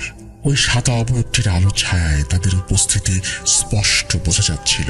যখন এভাবে তারা শ্মশানে এসে পৌঁছালো, এক এক করে প্রত্যেকটি কালো অবয়ব মিলিয়ে গেল। হ্যাঁ, আলোর সাথে আমরা দেখেছিলাম কালো অবয়ব, কিন্তু এই সাদা অবয়বটা সেভাবে দাঁড়িয়ে রইল। হঠাৎ আমাদের টিমের একজন ফিসফিস করে বলল, ভাই এটার তো কোনো ভিডিও রেকর্ড হচ্ছে না। তখন আমি ক্যামেরার দিকে তাকালাম, আসলেই কিছুই দেখা যাচ্ছে না। ঠিক কি দেখেছি, ঠিক দেখেছি নাকি আমার মস্তিষ্ক কোনো বিকৃত করেছে আমি বুঝতে পারছি না। কিছুক্ষণ পর হঠাৎ মনে হলো নদীতে প্রবল বেগে স্রোত হচ্ছে এবং প্রচুর পানি নদীতে, কারণ স্রোতের আওয়াজ স্পষ্ট শোনা যাচ্ছে, বোঝা যাচ্ছে। আমরা সবাই তখন বুঝতে পারলাম আজকে হয়তো আমাদের সাথেও খারাপ কিছু ঘটতে চলেছে। হঠাৎ করে একটা তীব্র গোঙানির আওয়াজ কানে এলো। আওয়াজটা এতই তীব্র ছিল যে আমাদের কানের পর্দা ছিঁড়ে যাবার অতিক্রম। আমরা কান চেপে অবয়বটির দিকে তাকাতেই দেখি মহিলার একটা মাথা এবং মাথাটি থেকে জিভ বের হয়ে এসেছে। তারপর সেই মাথাটাকে পানিতে ফেলে দিয়ে তারা আবার চিৎকার করে, গোঙাতে থাকে। আমি তখন বুঝতে পারলাম কালকে হয়তো এই নদীতে একটা লাশ পাওয়া যাবে যেটার মাথা থাকবে না। তবে আমরা সবাই মিলে সিদ্ধান্ত নিলাম যে আজ যাই হয়ে যাক এর শেষ দেখে ছাড়বো। আমাদের যিনি ওস্তাদ, তিনি আমাদেরকে একটা আমল শিখিয়ে দিয়েছিলেন এবং এই যে আমল, সেই আমলটি 13 বারের মতো পড়তে হয়। অবয়বটি আমাদের কাছে আসতে লাগলো আর আমরা বিকট পচা গন্ধ অনুভব করতে শুরু করলাম। আমরা হুজুরের কথা মতো আমল করতে শুরু করলাম। অবয়বটি যত আমাদের কাছে আসতে লাগলো ততই বিকট একটা পচা গন্ধ পাচ্ছিলাম। তারপরে আমরা যেটা করি সেটা হচ্ছে আমরা আমাদের আমল চালিয়ে যাই এবং একটি স্বচ্ছ কাঁচের বোতল খুলে ওই বোতলে ফু দেই। মুহূর্তেই স্বচ্ছ বোতলটি কালো ধোঁয়ায় ভরে যায় এবং আল্লাহর নাম নিয়ে আমাদের ওস্তাদের কাছে চলে গেলাম আমরা। ওস্তাদ আমাদের দেখে বললেন, কিরে শয়তানটাকে ভেতরে নিয়ে আয়। ভেতরে যেতেই ওস্তাদ ওই বোতলটা নিয়ে একটি লাল কাপড়ে মুড়ে আমাদের গ্রামের একটি কূপের মধ্যে ফেলে দিয়ে আসতে বলে। আলহামদুলিল্লাহ, এখন আর নদীতে কোনো সমস্যা নেই। তবে এখন আর নদীতে কেউ নামে না। নদীটার অস্তিত্ব বিশাল হলেও মন থেকে উঠে গেছে এই গ্রামবাসীর। এই ছিল ঘটনা। ভালো লাগলে পড়ে শোনাবেন আর দোয়া করবেন আমার জন্য। হয়তো ব্যস্ত সময়ে লিখতে গেলাম, কিন্তু ঠিক মতো লিখতে পারলাম না। আপনি চমৎকার লিখেছেন, থ্যাংক ইউ ভেরি মাচ। এবং যারা আপনার মতো লিখতে চান তাদের প্রতি আমার অনুরোধ, আমাদের ইমেল অ্যাড্রেসটি মনে রাখুন, russell.booth.com@gmail.com। আমরা চলে যাব আমাদের পরবর্তী ঘটনায়।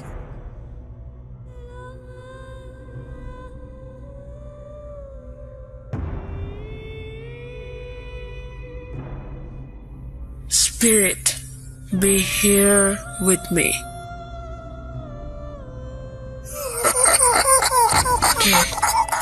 কে তুমি?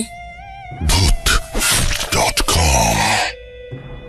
The fear returns with Russell.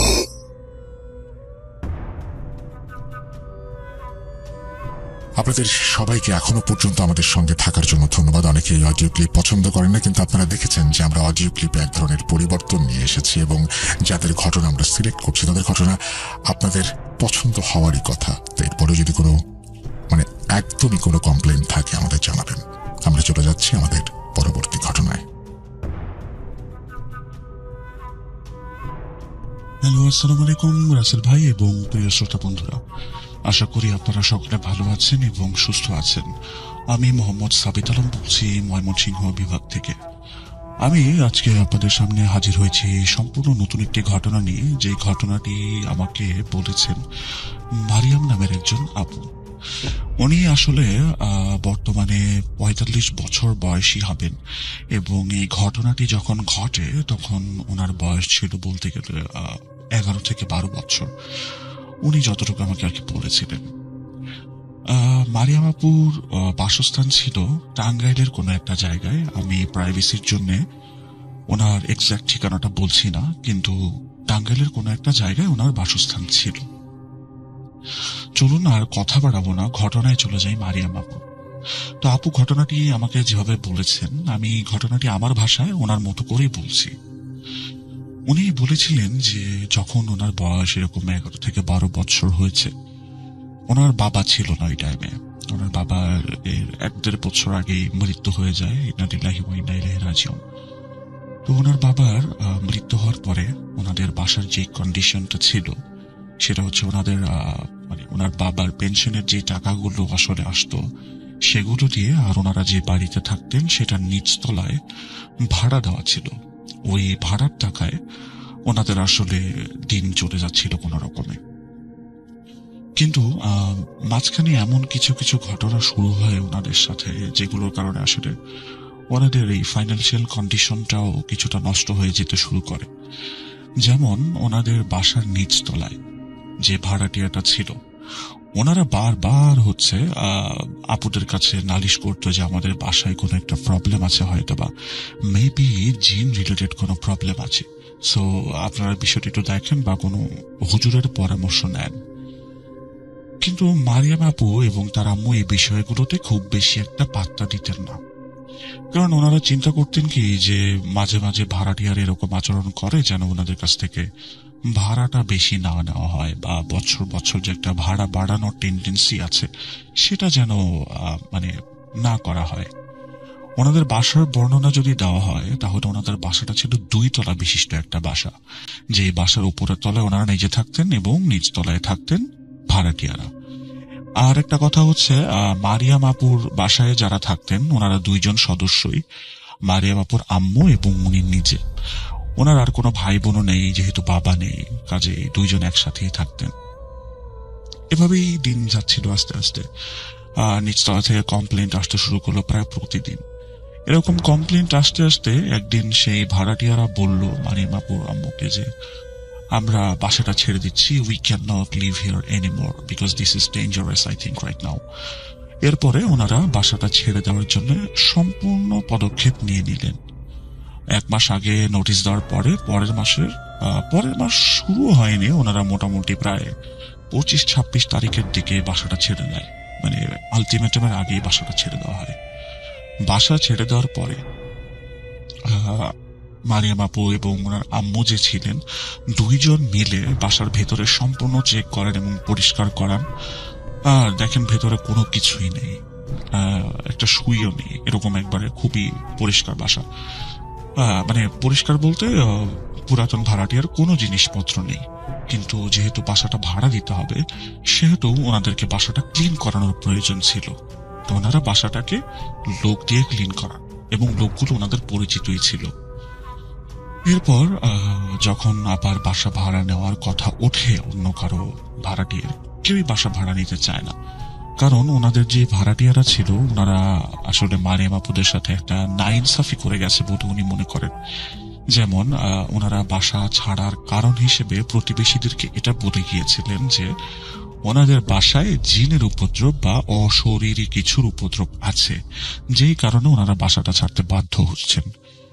এই কারণে আসলে যখনই কোনো মানুষ বাসা ভাড়া নিতে আসতো, তখনই তাদের মাথায় এই জিনিসগুলো ঢুকিয়ে দেওয়া হতো। কারণ আপনি চিন্তা করে দেখেন ডিয়ার লিসেনার, যখন আপনি কোনো একটা বাসা ভাড়া নিতে যাবেন, অবশ্যই সেই এলাকার মানুষের কাছ থেকে সেই বাসা, বাড়িওয়ালা বা ওখানে কে কে থাকে সবকিছু বিষয়ে কিন্তু আপনি একটা মানে টোটাল ইনভেস্টিগেশন করবেন বা টোটাল ইনফরমেশন কালেক্ট করবেন। তো বাকি ভাড়াটিয়াদের ক্ষেত্রেও জিনিসটা এমনই ছিল। কিন্তু মারিয়াম আপুদের বাসার এই বদনামটা শোনার পরে কেউই সেই বাসায় ওঠার জন্য রাজি হয় না। তো এভাবেই বাসাটা খালি পড়ে থাকে একেবারে।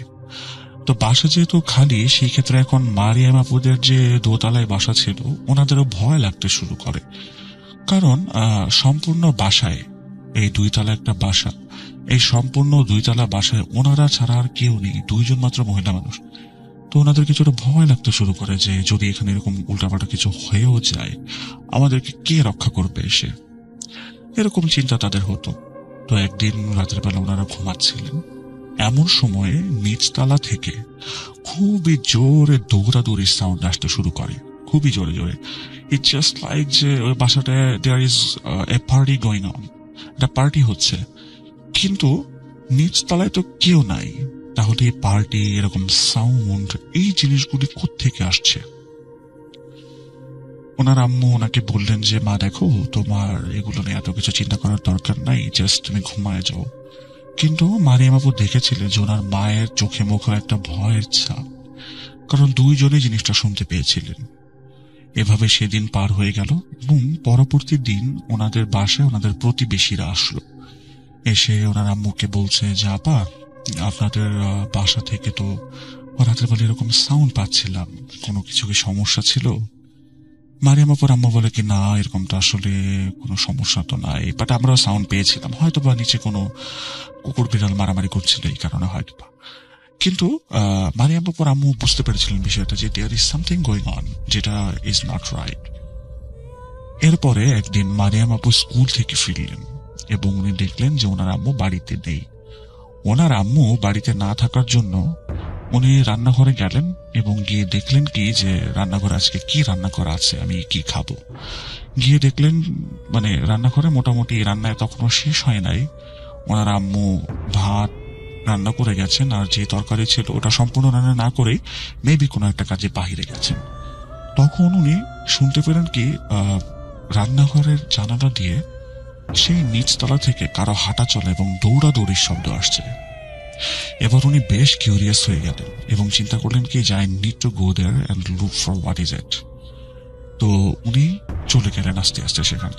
যেহেতু দিনের বেলা ওনার ভয় লাগছিল না, আর ওনার যে বয়সটা, এই বয়সে আসলে জিন ভূত কি উনি সেটা বুঝতেন না। যখন ভাড়াটিয়ারা ওনার মার কাছে কমপ্লেন দিতেন এসে, উনি ওনার মাকে কয়েকবার জিজ্ঞেস করেছিলেন যে আম্মু জিন কি, কিন্তু ওনার আম্মু ওনাকে কোনো ধরনের মানে প্রেসাইজ কোনো সার্টেন উত্তর দেন নাই। তো এই কারণে উনি আসলে জিন ভূত সম্পর্কে খুব বেশি একটা জানতেনও না।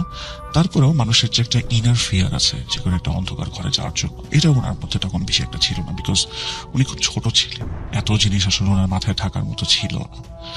উনি ধীরে ধীরে কি করলেন, ওনার ফ্ল্যাটটা ছেড়ে উনি নিচে যাওয়া স্টার্ট করলেন। এবং যখন উনি নিচে যাচ্ছিলেন তখন শুনতে পেলেন কি, মানে উনি যখন সিঁড়ি দিয়ে নামছিলেন তখন শুনতে পেলেন ওই শব্দগুলি আরো তীব্র হচ্ছে। মানে ইট ওয়াজ জাস্ট লাইক যে উনি যাচ্ছেন এবং শব্দগুলো ওনার কাছে আসছে। মানে উনি প্লেসটার খুব কাছে চলে গেছেন যে জায়গা থেকে শব্দগুলি হচ্ছে। যখন সিঁড়ি নেমে গেলেন তখন উনি দেখলেন যে নিচতলার বাসার যে মেইন ডোর, সেই মেইন ডোরটা খোলা। অ্যাকচুয়ালি মেইন ডোরটা খোলাই থাকে সবসময় ভাড়াটিয়া যাওয়ার পরে, কারণ ওনারা মেইন ডোরের যে লকটা ছিল সেটাকে ড্যামেজ করে দিয়েছিলেন। তো ওনাদের এখানে যেহেতু আর কোনো নতুন ভাড়াটিয়া ওঠেন নাই, সেহেতু ওনারা আর লকটাকে রিপেয়ার করার নাই। তো আপু কি করলেন, ভেতরে চলে গেলেন আস্তে আস্তে। এবং ঘরের ভেতরে যখন উনি গেলেন দেখলেন কি যে অন্ধকারে ভরা, একেবারে চারপাশটা, ঘরের চারপাশ অন্ধকারে ভরা। উনি ভেতরে গেলেন এবং সামনে একটা রুম ছিল, সেই রুম থেকে এরকম আওয়াজ করে আসছিল। উনি যখন ওই রুমের কাছে গিয়ে, মানে রুমের যে পাঁচ লক থাকে, গোল ঘোরানো যায় যেটাকে, ওই পাঁচ লকে হাত দেওয়ার সাথে সাথে ভেতর থেকে আসা সাউন্ডগুলি থেমে গেল। ইট ওয়াজ জাস্ট লাইক যে জিনিসগুলো এই সাউন্ডগুলো করছিল, ওই জিনিসগুলোর মারিয়াম আপুর এখানে আসার খবর কানে চলে গেছে, মানে সাউন্ডের মাধ্যমে কানে চলে গেছে। এই কারণে তারা আর কোনো ধরনের কোনো শব্দ করছে না। মারিয়াম আপু তারপরেও ভয়ে ভয়ে চিন্তা করলেন দরজাটা খুলবেন কি খুলবেন না, বিকজ ওই টাইমে তখন ওখানে অনেক অন্ধকার ছিল এবং অন্ধকারে উনি কিছুই তেমন দেখতে পাচ্ছিলেন না, যেহেতু সারা ঘর একবারে খালি, অন্ধকারটা খুবই ডার্ক। এখন মারিয়াম আপু বলেছেন যে এখানে অনেক মানুষ আমাকে বলবে যে আমি একটা বোকা মেয়ে, কারণ আমি ইলেকট্রিসিটি কেন অন করিনি। এখন ইলেকট্রিসিটি উনি অন করেন নাই কারণ ওনাদের বাসার যে ফিউজটা ছিল নিচতলার, সেই ফিউজটা মানে ড্যামেজ ছিল। আর ওনাদের বাসার এমন একটা পরিস্থিতি যে ইলেকট্রিশিয়ান কল করেছিল, কিন্তু ইলেকট্রিশিয়ান বর্তমানে শহরের বাইরে ছিলেন। আর যেহেতু ওনারা দুইটা মহিলা মানুষ একসাথে বাসায় থাকেন এবং উনি খুব ছোট, এই কারণে ওনারা আম্মু কখনো চাইতেন না যে বাহিরের কোনো লোক আসুক ওনাদের বাসায় যারা অপরিচিত। আর এই ইলেকট্রিশিয়ান যে ছিল উনি ছিলেন মানে মারিয়াম আব্বুর মৃত বাবার বয়সী। সো যেহেতু অনেক আগে থেকে পরিচয়, সুতরাং ওনাদেরই শুধুমাত্র ঘরে আসার অ্যাক্সেস ছিল। তো এই কারণে উনি ইলেকট্রিসিটির লাইট চালাতে পারেননি। কিন্তু যখন উনি ঘরের দরজাটা হাত দিয়ে পাঁচ করে খুললেন, উনি দেখলেন ভেতরে একটা চেয়ার, ঘরের মাঝখানে, একদম মাঝখানে একটা চেয়ার বসানো। আর চেয়ারের উপরে উনি যখন অনেকক্ষণ চেষ্টা করে দেখলেন যে কি আছে, উনি দেখতে পেলেন কি যে চেয়ারের উপরে একটা সাদা কাপড় দেওয়া। তো উনি চিন্তা করেন এই সাদা কাপড়টা কিসের, আর এখানে চেয়ারই বা কোত্থেকে আসবে, কারণ ভাড়াটিয়া যাওয়ার পরে ওনারা সম্পূর্ণ ঘর ক্লিন করিয়েছেন এবং সম্পূর্ণ ঘর চেক করেছেন। দেয়ার ওয়াজ নো ফার্নিচার্স যেগুলি ভাড়াটিয়া রেখে গেছেন বা কিচ্ছু সেরকম ছিল না। তো এই চেয়ার কোত্থেকে আসলো, এই চিন্তা উনি করতে লাগলেন। এরপরে উনি চেয়ারের কাছে যেতেই উনি দেখলেন কি যে সেই সাদা যে কাপড়টা, সেই কাপড়টা একটা মানুষের মতো শেপ নিচ্ছে এবং মাথার যে অংশটা আছে সামনে, ওখানে লাল টাইপের দুটো চোখের মতো দেখা যাচ্ছিল। উনি কিছুটা ভয় পেয়ে পেছনের দিকে সরে গেলেন। তখন সেই কাপড়টা মারিয়াম আপুর উপরে এসে দুই হাত ধরে বলছে, এটা আমাদের ঘর, এখানে কেন আসলি, এখানে আসবি না, এটা আমাদের ঘর, আমরাই এখানে থাকবো, এখানে কাউকে থাকতে দেবো না, তোরা কেউ এই জায়গায় আসতে পারবি না। এই কথা শুনে মারিয়াম আপু অজ্ঞান হয়ে যান এবং ওনাকে তারপরে ওনার যখন জ্ঞান ফেরে, ওনাকে উনি দেখেন যে উনি ও রুমের ভেতরে শুয়ে আছেন, নিজের রুমের ভেতরে, এবং ওনার আশেপাশে ওনার পাড়া প্রতিবেশী এবং ওনার আম্মু। তো ওনার আম্মু ওনাকে জিজ্ঞেস করলেন যে তুমি নিচতলার ঘরে কেন গিয়েছিলা। উনি বলেন কি যে আম্মু আমি তো আসলে ওরকম সাউন্ড পাচ্ছিলাম, দ্যাটস ওয়াই আমি নিচের ঘরে গিয়েছিলাম, কিন্তু আমি এখানে ওরকম এরকম জিনিসপত্র দেখেছি। তো উনি কি করলেন, এই কথা যখন বললেন ওনার আম্মুকে, তখন ওনার আম্মু কি করলেন, বাহিরে যত পাড়া প্রতিবেশী ছিল সবাইকে বললেন কি আপনারা বাসায় চলে যান, এখন কোনো সমস্যা নেই। কারণ ওনার আম্মু আসলে চাচ্ছিলেন না যে প্রতিবেশীর এই কথাগুলি শুনুক। ওনারা চলে যাওয়ার পরে মারিয়াম আপু সম্পূর্ণ ঘটনা ওনার আম্মুকে খুলে বলেন। ওনার আম্মু বলেন কি যে তোমার ওইখানে যাওয়াটা ঠিক হয় নাই, জিন কি তুমি জানো? তখন মারিয়াম আপু জিজ্ঞেস করে যে জিন কি। তখন ওনার আম্মু ওনাকে একটা পার্টিকুলার ধারণা দেন জিন সম্পর্কে, এবং উনি তখন প্রচন্ড ভয় পেয়ে যান যে আমার সাথে তো অনেক কিছু এরকম হতে পারতো, খারাপ কিছু হতে পারতো। আর এমন একটা জায়গা ছিল সেটা, ওখানে আমি যদি মরে চিৎকারও করতাম কারো কানে আমার কোনো আওয়াজ আসতো না। সো আমি কত বড় একটা বিপদ থেকে বেঁচে ফিরেছি, আলহামদুলিল্লাহ। তো এই ঘটনার পরে ওনারা কি করলেন, একজন হুজুরের শরণাপন্ন হলেন, এলাকার মসজিদের হুজুরের শরণাপন্ন হলেন। হুজুর যখন পরের দিন সেই বাসায় গেলেন, যাওয়ার পরে সন্ধ্যের দিকে উনি ঘরের ভেতরে ঢোকেন এবং এরপরে সেখান থেকে উনি 10 মিনিটের ভেতরে বেরিয়ে চলে আসেন। চলে আসার পরে মারিয়াম আপুর আম্মু জিজ্ঞেস করেন যে হুজুর কি সমস্যা আসলে এই বাসার। উনি বলেন যে এই বাসায় আগে যারা ভাড়াটিয়া ছিল তাদের কেউ বা অন্য কেউ এমন কিছু একটা পাঠিয়েছে বা কোনো একটা কালো জাদু করেছে, এই পরিবারের উপরে করেছিল, এবং যে জাদুটা ছিল ইফরিত জিনের মাধ্যমে করা জাদু, এবং ইফরিত জিন এই জায়গায় এসে এখন এখান থেকে আর যাচ্ছে না। জাদু তো করাই আছে, ঘরের উপরে করেছে নাকি মানুষের উপরে সেটা বোঝা যাচ্ছে না। আর এখানে এক না একাধিক জিন, আর যেহেতু এরা ইফরিত, আমার এরকম কোনো ক্ষমতা আসলে নাই যে আমি এদের সাথে লড়াই করব। So I am really sorry, আমি এটা পারবো না। এই কথা বলে হুজুর চলে গেলেন এবং এরপরে মারিয়াম আপু এবং তার আম্মু মোটামুটি বেশ ভালো ভয় পেয়ে গেলেন। ভয় পাওয়ার পরে ওনাদের তো আসলে কিছু করার নেই। বাড়িতে শুয়ে আছেন রাতের বেলা উনি ওনার আম্মুকে বলছেন যে আম্মু আমরা এই বাসাটা ছেড়ে দেই, কিন্তু ওনার আম্মু বলছে কি যে মা বাসা তো ছাড়বো ঠিক আছে, কিন্তু যাবো কোথায়? আর এই বাসা যদি ছেড়েও দেই তাহলে বাসার যে দাম হবে সেটা তো অর্ধেকও হবে না, কারণ আমাদের বাসাটা তো বদনাম হয়ে গেছে অনেক। আর আমরা নিজেরাও শুনতে পাচ্ছি, আমরা কিভাবে আমাদের মোরাল এথিক্সের এগেনস্টে গিয়ে এই বাসাটা বিক্রি করে অন্য কাউকে বিপদে ফেলবো বলো? তো বাসাটা বিক্রি করা যাচ্ছে না। সেদিন রাতের বেলায় ওনারা যখন ঘুমাচ্ছেন তখন বাসার নিচ থেকে অনেক জোরে জোরে হাড়ি পাতিল ভাঙার সাউন্ড আসছে, গ্লাস বা কাচের পিরিচ ভাঙার শব্দ আসছে, স্টিলের বা কাঁসার যে আসবাবপত্র আছে সেগুলো পড়ে যাওয়ার ঝনঝন শব্দ আসছে। ওনার আম্মু এবং উনি সারা রাত ভয়ে ভয়ে কোন রকমে একটা পার করে দেন। ভোরের আজান হলে মোটামুটি সবকিছু বন্ধ হয়ে যায়। সকাল হওয়ার সাথে সাথে একটা প্রতিবেশী এসে ওনাদের বাসার কলিং বেল চাপেন। মারিয়াম আপুর আম্মু বারান্দা দিয়ে নিচের দিকে যখন তাকালেন তখন দেখলেন প্রতিবেশী এসছে। প্রতিবেশী ওনাকে জিজ্ঞেস করে নিচ থেকে যে আপা আপনার বাসায় কি কোনো সমস্যা? সারা রাত এখান থেকে এরকম ঝনঝন আর কিছু ভাঙা শব্দ পেলাম, কি সমস্যা আমাদেরকে বলবেন? মারিয়াম আপুর আম্মু আঙ্গুল দিয়ে ইশারা করলেন, ইশারা করে দেখালেন যে নিচ তালার বাসা থেকে এরকম সাউন্ড আসছে। ওই মহিলা এই কথা শুনে বাসার দিকে একটু তাকালেন এবং দৌড়ে সেখান থেকে চলে গেলেন। কেন চলে গেলেন সেটা তখন উনি আর বলেন নাই।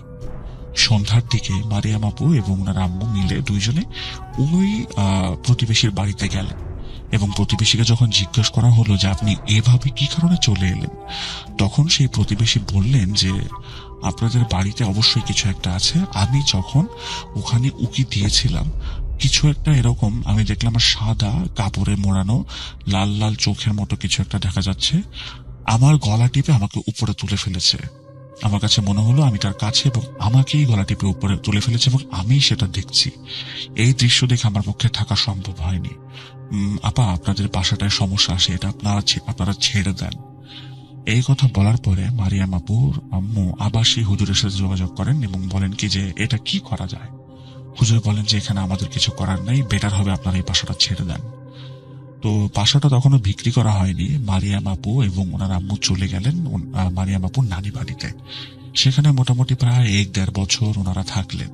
এই 1-1.5 বছর থাকার পরে যখন ওনারা আবার এই বাড়িতে এলেন, এক রাত থাকলেন, কারণ বাসাটা তখন বিক্রির কথা চলছে একটা ডেভেলপারের জন্য।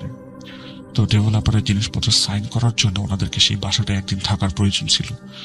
যেদিন ওনারা রাতের বেলা সেই বাসায় থাকলেন, এমন ভয়ানক অবস্থা, মনে হচ্ছিল সিঁড়ি দিয়ে রাতের বেলা কেউ ওনাদের বাসার দিকে উপরে উঠে যাচ্ছে, কিন্তু সিঁড়ি চড়তে সময় লাগে 5 থেকে 6 সেকেন্ড সর্বোচ্চ একটা মানুষের।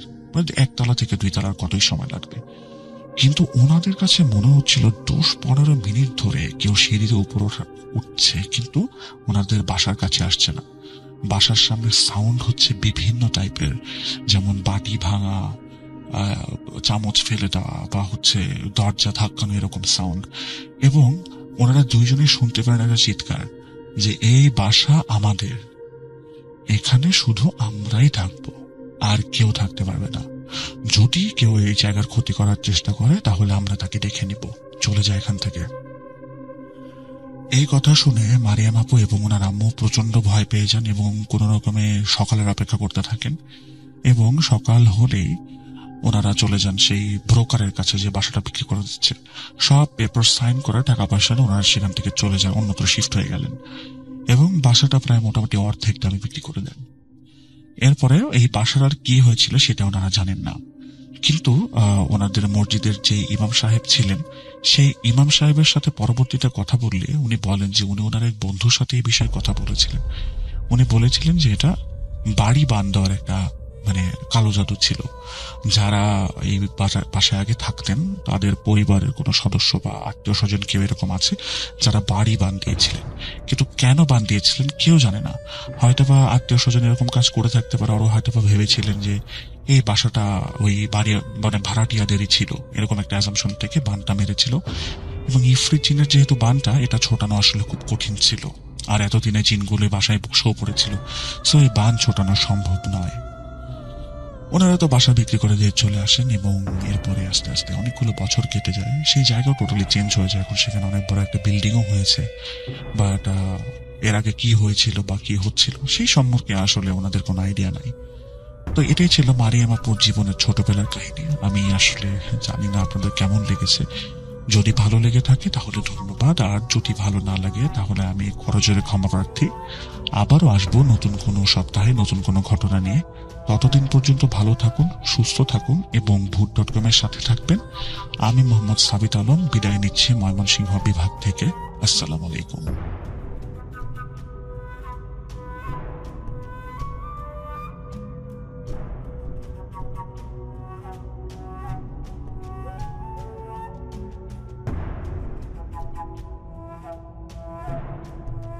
Boot.com with Russell.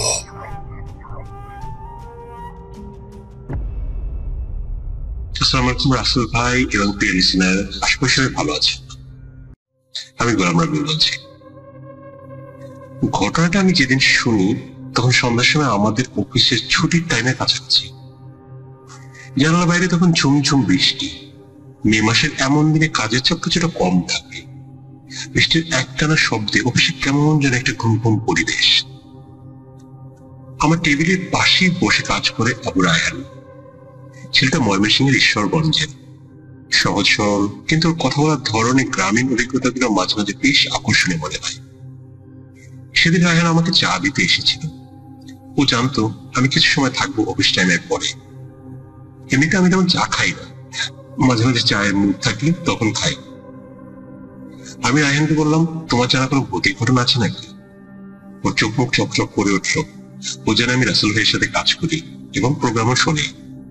বললো, হ্যাঁ আছে স্যার। আমি বললাম, বসো। হঠাৎ ওকে আমার অন্য মনস্ক হয়ে গেল। কম্পিউটার স্ক্রিনের দিকে তাকিয়ে থাকলে ওর মন যে সেখানে নেই সেটা স্পষ্ট বোঝা যাচ্ছিল।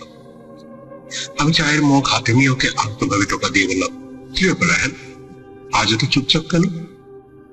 সব ঠিক আছে তো? রায়হান আমার দিকে ঘুরে থাকে।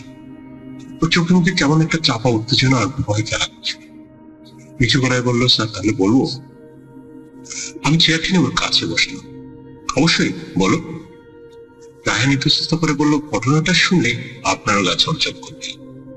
লোকে অনেকে বলে গাঁজা করি, কিন্তু যারা ভুক্তভোগী তারা জানে যে সত্যি আর কিছু হয় না।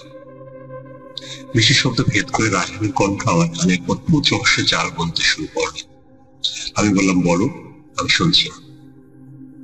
রায়হান বলতে শুরু করল, আমি যেন অফিস থেকে মুহূর্তে হারিয়ে গেলাম ময়মনসিংহের ঈশ্বরগঞ্জে কুয়াশাচ্ছন্ন ভেজা মাটির গন্ধ মাখায় গ্রামে। রায়হান শুরু করলো, স্যার আমাদের গ্রামের নাম, নামটা না বলি, তবে আমাদের গ্রামটা সোহাগী ইউনিয়নের শেষ প্রান্তে। গ্রামটা ঘিরে অদ্ভুত সব গল্প, যার বেশিরভাগই ভয়ে। আমাদের গ্রামে একটা কথা প্রচলিত আছে, যেটা হচ্ছে কুবাতাস। কুবাতাস? আমি গোলকুচকে জিজ্ঞেস করলাম, মানে কি? মানে হলো অশুভ হাওয়া বা অশুভের কোনো কিছু উপস্থিতি। আমাদের গ্রামের ইতিহাস এমন বহু ঘটনা আছে, যেখানে সুস্থ সবল মানুষ দিনের বেলা মাঠে কাজ করতে গেছে, হঠাৎ বলেছে গায়ে কেমন যেন একটা ঠান্ডা বাতাস লেগেছে, এরপরে বাড়ি ফিরে কাপড় নিয়ে যাও। এক দুদিনের মধ্যে সব শেষ। ডাক্তার, কবিরাজ কেউ কিছু বলতে পারেনি। গ্রামের মুরব্বীরা বলে, এটা সাধারণ বাতাস না, ওটা হলো প্রেতাত্মার বাতাস। যারা এই বাতাসে আক্রান্ত হয় তাদের আত্মা নাকি অশুভ শক্তির সঙ্গে মিশে নিয়ে যায়। রাহানের কথা বলার ভঙ্গিটা এমন এক বিশ্বাস ছিল যে আমার মতো শহরে যুক্তিবাদী মানুষের বুকের ভেতরটাও কেমন যেন পড়ে উঠল। ও বলেছিল এই বাতাসের সবচেয়ে বড় আস্থানা হলো আমাদের গ্রামের দক্ষিণ পাশে একটা জায়গায়। ওখানে একটা নদী ছিল এক সময়, এখন আর নদী নেই, মরে গিয়ে বিশাল এক শুকনো খালে পরিণত হয়েছে। সে খালের উপর ব্রিটিশ আমলের বানানো একটা উঁচু ব্রিজ আছে। খালের বুক জুড়ে এখন একটা শুধু পাকা মাটি, পাকা একটা পুরনো ঝোপঝাড়। কিন্তু শুকনো থাকলে পারাপারের জন্য সবাই ব্রিজটাই ব্যবহার করে। ব্রিজটা যেখানে শুরু হয়েছে তা থেকে হাত 20 দূরে একটা তাল গাছ, একটা না 2টা জোড়া তাল গাছ, কিন্তু একটা মরে গিয়ে কঙ্কালের মতো দাঁড়িয়েছে, অন্যটা আকাশ পুরো একটা দৈত্যের মতো হয়ে আছে। গাছটা বয়স কত কেউ জানে না, তবে আমার বাবা দাদারা সবাই নাকি এরকমই রেখেছে। ওই তাল গাছটার বীজ নিয়ে গ্রামে যত ভয়। রাহেল একটু পানি খেয়ে আবার বলা শুরু। লোকে বলে ওই তাল গাছে নাকি জিন থাকে। কেউ কেউ ভর দুপুরে তাল গাছের ছায়ায় বসে আর বাড়ি ফিরতে পারে না। আবার অনেকে দেখেছে অমাবস্যার রাতে তাল গাছের মাথা থেকে দপ করে আগুনের গোলা লেগে এসে খালের মধ্যে বেরিয়ে যায়। যে দেখেছে সে ভয়ে কোনোদিন ওদিকে মারায়নি। আমি বললাম, এগুলো তো শোনা কথা, তুমি নিজে কিছু দেখেছো? রায়হান মাথা নাড়ল। আমি কিছু দেখিনি, কিন্তু আমার খুব কাছের একজন মানুষ, আমার চাচাতো কাকা এই ঘটনার শিকার। তার নাম সফর আলী। তার মুখ থেকে শোনা এই ঘটনা। সফর কাকার বয়স এখন 50-এর কোঠায়। শক্তি সামর্থ্য একদম কৃষক। ভূতের বিশ্বাস থাকলেও ভয়টা একটু কমই ছিল। সারাদিন মাঠে কাজ করে সন্ধ্যায় বাড়ি ফেরা তো নিত্যদিনের অভ্যাস। ঘটনা ঘটেছিল গত বর্ষার সময়। তখন সবে সন্ধ্যা নামছে, পশ্চিম আকারের সিঁদুরের এক চারিদিকে ঝিঝি পোকার ডাক শুরু হয়েছে। সফর কাকা পাশের গ্রাম থেকে এক আত্মীয়ের বাড়িতে ফিরছিলেন। তার বাড়িতে ফিরতে হলে অভিশপ্ত দেশটা পার হতেই হবে। এবার রাহেল একটু থাম, যেন সে সন্ধ্যার বৃষ্টি দিয়ে নিজেকে ভাসিয়ে তোলার চেষ্টা করছে। কাকা বলছিলেন ব্রিজের কাছে আসতেই তার মনটা কেমন কুড়াক ডাকতে শুরু করবে। চারপাশে ঝিঝির ডাক হঠাৎ থেমে যাবে। একটা থমথমে অস্বাভাবিক নীরবতা। বাতাসে কোনো শব্দ নেই, শুধু তাল গাছের শুকনো পাতাগুলো বাতাসে নয় নিজে থেকে যেন খসখস শব্দ করে নড়ছিল। ব্রিজে যখন প্রথম পা রাখলেন ঠিক তখনই তার মনে হলো আবহাওয়াটা খুব করে ঠান্ডা হয়ে গেছে। অথচ তখন ছিল গরমকাল। একটা হিমশীতল স্রোত তার শরীর দ্বারা দিয়ে বয়ে। তিনি আল্লাহ বলে বুকে ফুদিয়ে সামনে এগোতে লাগলেন। ব্রিজটা বেশ লম্বা। মাঝ বরাবর যেতে তার মনে হলো পিছনে কেউ একটা নিঃশব্দে হেঁটে আসছে, কিন্তু পিছনে তাকার সাহস হচ্ছিল না। তিনি বলেছিলেন, আমার মনে হচ্ছিল যদি পিছনে তাকাই তবে কিছু একটা জানবো, কিছু একটা দেখবো যা সহ্য করার ক্ষমতা আমার নেই। আমাদের কিন্তু এই জিনিসটা মাঝে মাঝে হয়। তাই তিনি যখন দ্রুত পায়ে হাঁটতে শুরু করলেন, কিন্তু যখনই গতি বাড়াচ্ছিলেন তখন তার শরীরটা ভারী হয়ে আসছিল। মনে হচ্ছিল কাঁধের উপর কেউ যেন মন উঠে বোঝা চাপিয়ে দিয়েছে। ঠিক তখনই তিনি নাকে একটা তীব্র পচা গন্ধ পেলেন। পচা ডুবার পানি বা মরা পশু গন্ধের চেয়েও জঘন্য ভাবসা একটা গন্ধ। গন্ধে তার বমি চলে আসার উপক্রম। তিনি প্রায় দৌড়ানোর মতো করে হাঁটছিলেন, আর ঠিক সে মুহূর্তে তিনি অনুভব করলেন তার পিঠটা ধীরে ধীরে ভিজতে শুরু করেছে। প্রথমে মনে হলো ঘাম, কিন্তু এই অনুভূতিটা ছিল অন্যরকম। ঠান্ডা চটচটে আঠালো একটা তার পিঠের জামা দিয়ে নিচের দিকে গড়াচ্ছে, আর তার সাথে সাথে পিঠের উপরে ওজনটা যেন আরো বেড়ে গেল। মনে হচ্ছিল অদৃশ্য কিছু তার পিঠে চড়ে বসেছে। তার শরীর থেকে চুয়ে চুয়ে পড়া রসে তার পিঠ ভিজে যাচ্ছে। কাকার তখন জ্ঞান হারানোর মতো অবস্থা।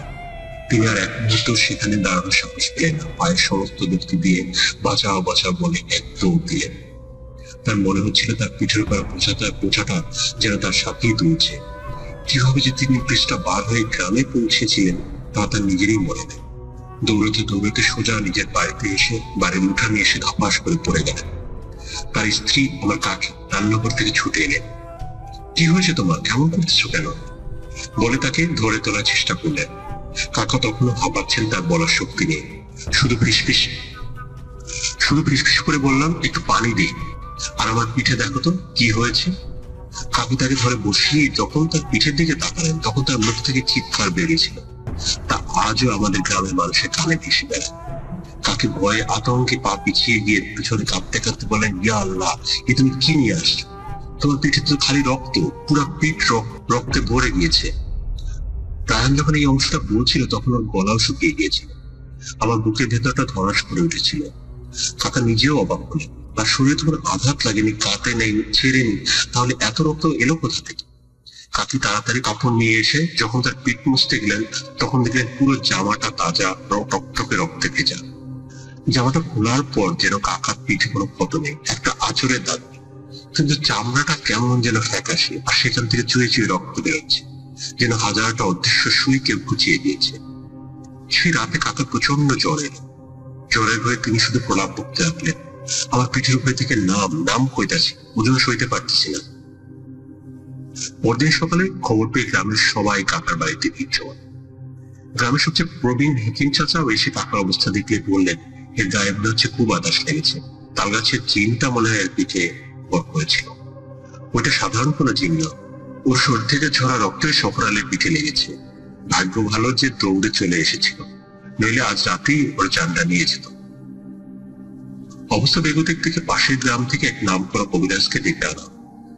কবিরাজ এসে কাকার নাড়ি ধরে অনেকক্ষণ চোখ বন্ধ করে রইলেন, তারপর বলতে লাগলেন, অশুভ ছায়া পড়েছে, ওর আত্মাকে দুর্বল করে দিয়েছে, একে ঝাড়ফুঁক করতে হবে, নইলে এর শরীরে টিকবে না। এরপর 3 দিন ধরে চললো ঝাড়ফুঁক। কাকার ঘরে চারপাশে তাবিজ বাঁধা হলো, মন্ত্র পড়া পানি ছিটানো হলো।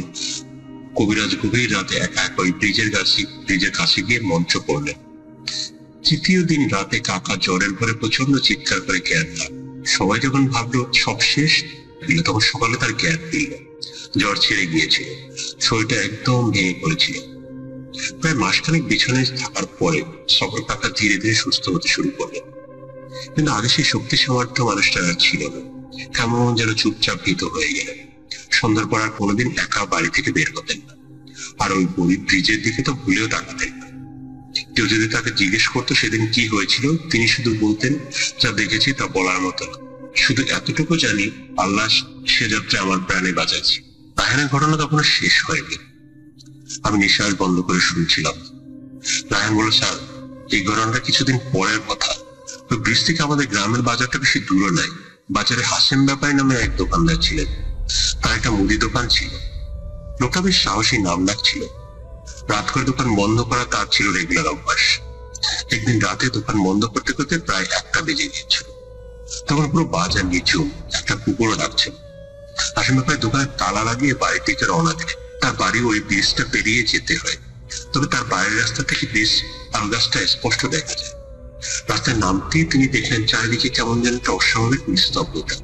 পূর্ণিমা রাত ছিল, কিন্তু চাঁদের আলোটাও কেমন যেন মরা মনে হচ্ছিল। তিনি যখন তাল গাছটার দিকে তাকালেন, ঠিক তখনই দেখলেন সেই ভয়ঙ্কর দৃশ্য। প্রধানে ভেবেছিলেন চোখের ভুল, কিন্তু না, তিনি স্পষ্ট দেখলেন বিশাল তাল গাছটার মাথা থেকে দপ করে আগুনের গোলা জ্বলে ওঠে। আগুনের রংটা ছিল নীলাভ সবুজ। গোলাটা তাল গাছের মাথায় কয়েক সেকেন্ড স্থির থেকে হঠাৎ করে তীব্র গতিতে তার দিকে ধেয়ে আসতে লাগলো। কোনো শব্দ নেই, শুধু গনগনে আগুনের পিণ্ড সাই সাই করে এগিয়ে আসছে। হাসেম ব্যাপারে বলছিলেন তখন তার হাত পা অবশ হয়ে গিয়েছিল, দৌড়ানোর শক্তিটুকুও ছিল না। আমি শুধু চোখ বন্ধ করে আল্লাহকে ডাকছিলাম। মনে হচ্ছিল আজই জীবনের শেষ দিন। তিনি চোখ বন্ধ করে দাঁড়িয়ে থাকলেন। কয়েক সেকেন্ড পর যখন বুঝলেন তার গায়ে কোনো আঁচ লাগতেছে না, তখন ভয়ে ভয়ে চোখ খুললেন। তাকিয়ে দেখেন কোথাও কেউ নেই। সেই আগুনের গোলা, সেই অস্বাভাবিক নিরাপত্তা সব উধাও। চারিদিকে আবার ঝিঝি পোকা ডাকতে শুরু করলো, যেন কিছুই হয়নি। হাসিম ব্যাপারী সেদিন রাতেও আর বাড়ি ফিরতে যান। ভয় কাঁপতে কাঁপতে আবার দোকানে ফিরে এসে সাদা দোকানের ভিতরেই বসেছিলেন। পরদিন সকালে এই ঘটনা বাজারে ছড়িয়ে পড়ে গ্রামের মানুষের ভয় আরো বেড়ে যায়। রায়হান তার গল্প শেষ করে আমার দিকে তাকাল। ওর কপালে বিভিন্ন ঘাম জমেছে। অফিসের এসি ঠান্ডায় যেন সে ভয়ের উষ্ণতাকে কাটাতে পারছিল না। আমি কিছুক্ষণ চুপ করে রইলাম, কি বলো বুঝতে পারছিলাম না। মানুষ হিসেবে আমার মন বলছিল এতগুলো হ্যালুসিনেশন বা গ্রামের মানুষের সম্মিলিত কোনো মানসিক ভয় তৈরি হওয়ার গল্প। হয়তো সফর কাটার পিঠে কোনো বিষাক্ত পোকার রস লেগেছিল, যা থেকে চামড়ার প্রতিক্রিয়া হয়েছে। হয়তো হাসিম ব্যাপারে ক্লান্তিতে কোনো আলোর ঝলকানি দিয়ে আগুনের গলা ভেবেছিলেন। কিন্তু রায়হানের চোখের দিকে তাকিয়ে আমার সব যুক্তি দুর্বল হয়ে গেছে। ওর বড়লায় যে ভয় আর আন্তরিকতা ছিল, গল্পে থাকা সম্ভব নয়। সফর আলীর শারীরিক এবং মানসিক পরিবর্তন, হাসিম ব্যাপারে আতঙ্ক, এগুলোতে বাস্তব। আমি রায়হানকে বললাম, সফর কাকা এখন কেমন আছেন? রায়হান দীর্ঘশ্বাস ফেলে বলল, এখন মোটামুটি ভালো স্যার, কিন্তু সেই ঘটনার পর থেকে মানুষটা পুরোপুরি বদলে গেছে। আমাদের গ্রামের মানুষ এখন সন্ধ্যার পর ব্রিজে তাল গাছের পাল দিয়ে যেতে ভয় পায়। প্রয়োজন না হলে কেউ ওদিকে যায়। ব্রিজটা এখনো আছে, তাল গাছটাও দাঁড়িয়ে আছে, যেন হাজারো অসংখ্য রহস্য উল্টে দিয়ে আমাদের দিকে তাকিয়ে আসছে। আমার কবির মগটা তখন টেবিলে রাখা, কবিটা পুরোপুরি ঠান্ডা হয়ে গেছে। জানালা বাইরে বৃষ্টি ধরে এসেছে, কিন্তু আমার মনের ভিতরে একটা অজানা ভয়ের সৃষ্টি। শহর আর গ্রামের দূরত্ব, যুক্তি আর বিশ্বাসের ব্যবধান সবকিছু যেন গুলিয়ে গেল। আমি জানি না ছায়ের উপরে যে কুবাতাস, এর অস্বস্তি সত্যি আছে কিনা আমি জানি না, সে তাল গাছে কোনো অশরীরী শক্তি বাস করে কিনা, কিন্তু আবু রায়হানের বলা এই ঘটনা শোনার পর আমি একটা জিনিস বিশ্বাস করতে বাধ্য হয়েছি।